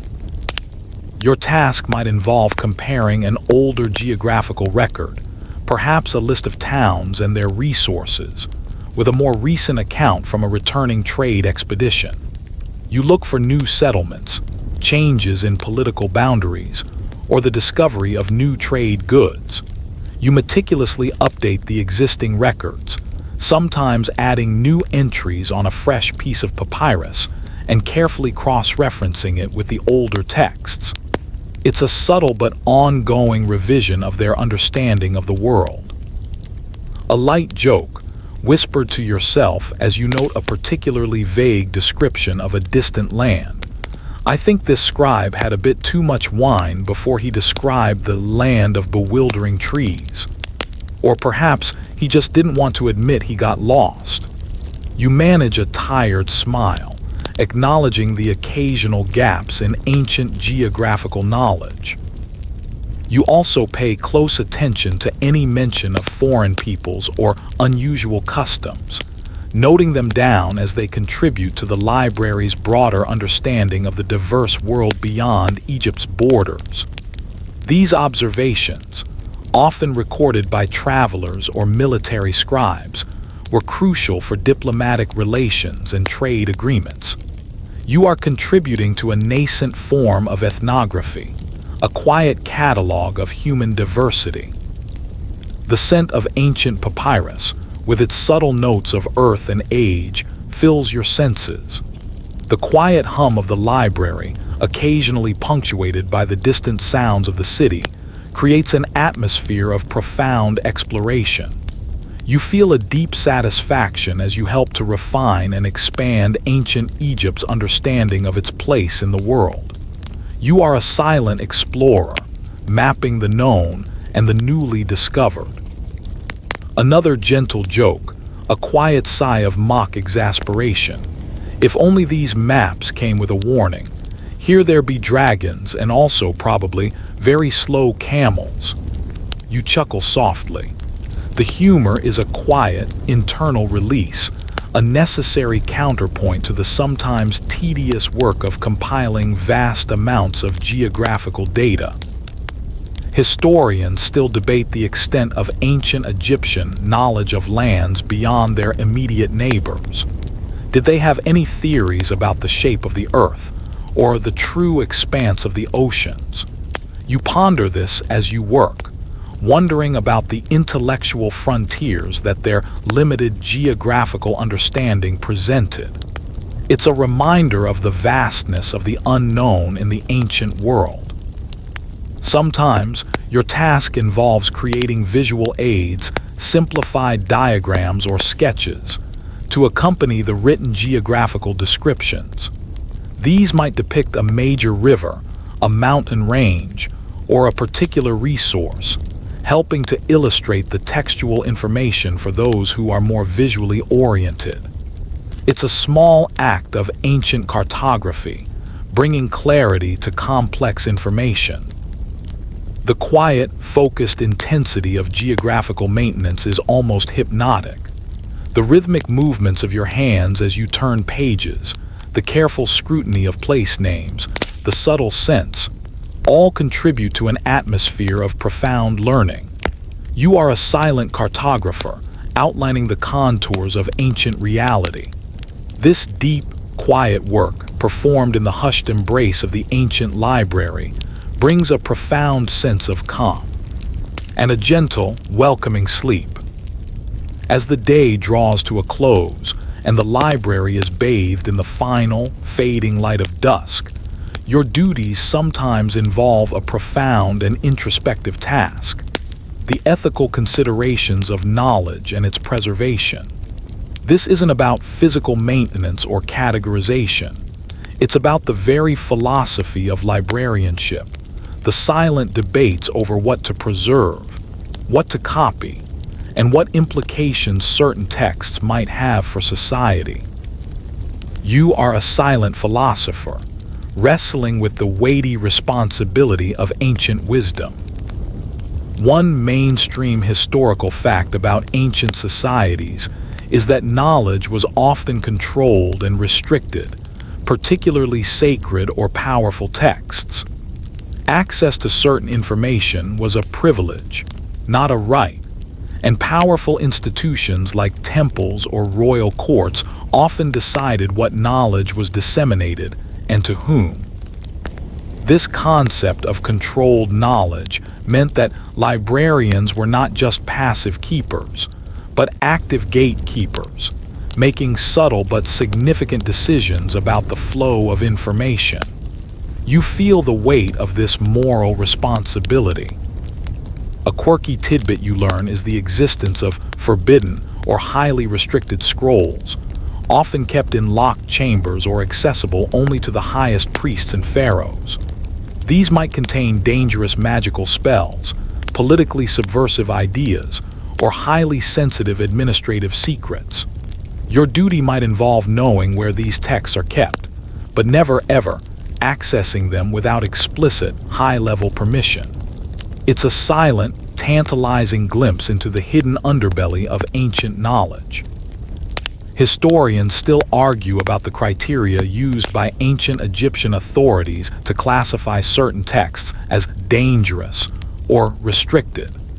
Was it based on their magical potency, their potential for political upheaval, or simply their esoteric nature? You ponder the motivations behind censorship in the ancient world, wondering what secrets were considered too potent for general consumption. It's a fascinating exploration of power and information control.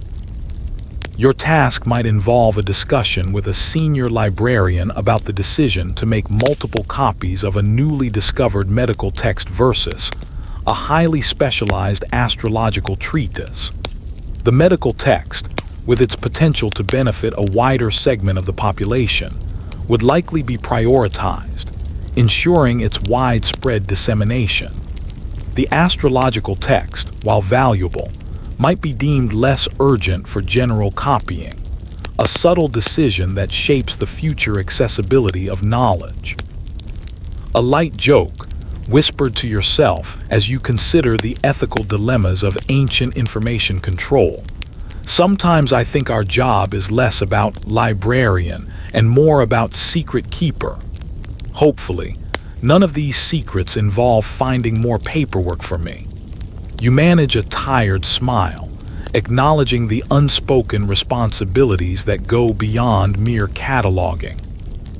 You also consider the long-term implications of preserving certain historical narratives. If a text contained inaccuracies or biases, was it the librarian's role to make a note of this, or simply to preserve the text as it was, allowing future scholars to discern the truth? This is a subtle ethical tightrope, balancing the ideal of preservation with the pursuit of accurate history.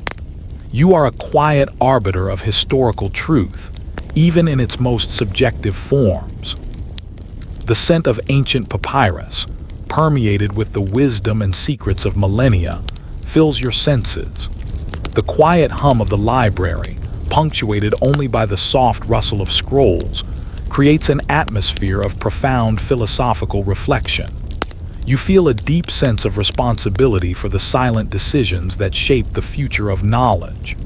You are a silent guardian of intellectual integrity, ensuring that future generations inherit a rich, if sometimes complex, legacy of wisdom. Another gentle joke, a quiet sigh of mock exasperation. If only these scrolls could gossip. Imagine the stories they tell about the pharaoh's secret diets or their questionable taste in royal headwear. You chuckle softly. The humor is a quiet, internal release, a necessary counterpoint to the immense responsibility of dealing with such weighty intellectual matters. Historians still debate the role of individual librarians in shaping the intellectual landscape of ancient Egypt.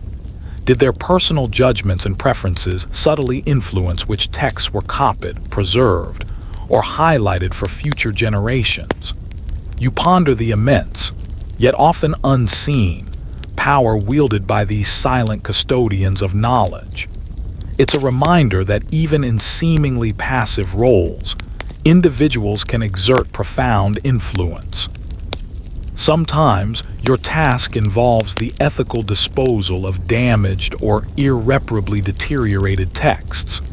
If a scroll is beyond all repair, its contents irrevocably lost, the decision is made to respectfully retire it. This isn't about discarding, it's about acknowledging the natural cycle of decay and treating the material remains with the reverence it deserves, sometimes even burning it ceremonially to return it to the elements. It's a poignant act, a quiet farewell to lost words. The quiet, focused intensity of philosophical contemplation is almost hypnotic. The rhythmic breathing of your colleagues, the subtle scents, the profound silence of the ancient library, all contribute to an atmosphere of deep reflection. You are a silent steward of wisdom, pondering the eternal questions of knowledge and its place in the world. This deep, quiet work, performed in the hushed embrace of the ancient library, brings a profound sense of calm and a gentle, welcoming sleep. So, as the last lamp flickers and the ancient library settles into its deepest slumber, you too feel the profound pull of rest. The scent of aged papyrus, that subtle, comforting blend of earth and wisdom, wraps around you like a soft blanket. Imagine the cool stone beneath you, absorbing the last vestiges of the day's warmth, gently releasing it back into the quiet air. Your mind, once alive with the intricacies of hieroglyphs, the scent of cedar oil, and the quiet camaraderie of your fellow custodians, now slows, unwinding like a carefully re-rolled scroll. Let the images of meticulous dusting, of painstaking repair, of deciphering ancient secrets, gently fade into the background. Your hands, tired from their delicate work, feel light and unburdened. The quiet whispers of ancient scribes, the soft rustle of papyrus, the distant echoes of a forgotten world, they are now simply part of the silence, a peaceful symphony of history. There's no need to search for lost scrolls now, no need to mend faded ink, no need to ponder the ethics of ancient knowledge. All of that can wait for the light of a new day. Just breathe deeply, feeling the cool air fill your lungs, carrying with it the faintest scent of stories untold and wisdom patiently waiting. Let the stillness of this ancient place, a sanctuary built for the whispers of ages, cradle you in its embrace. You are safe here, surrounded by the comforting presence of countless narratives, each one a soft lullaby. Drift away now into the gentle current of sleep, knowing that the knowledge you protected, the stories you guarded, will endure, watched over by the silent guardians of the past. Sweet dreams.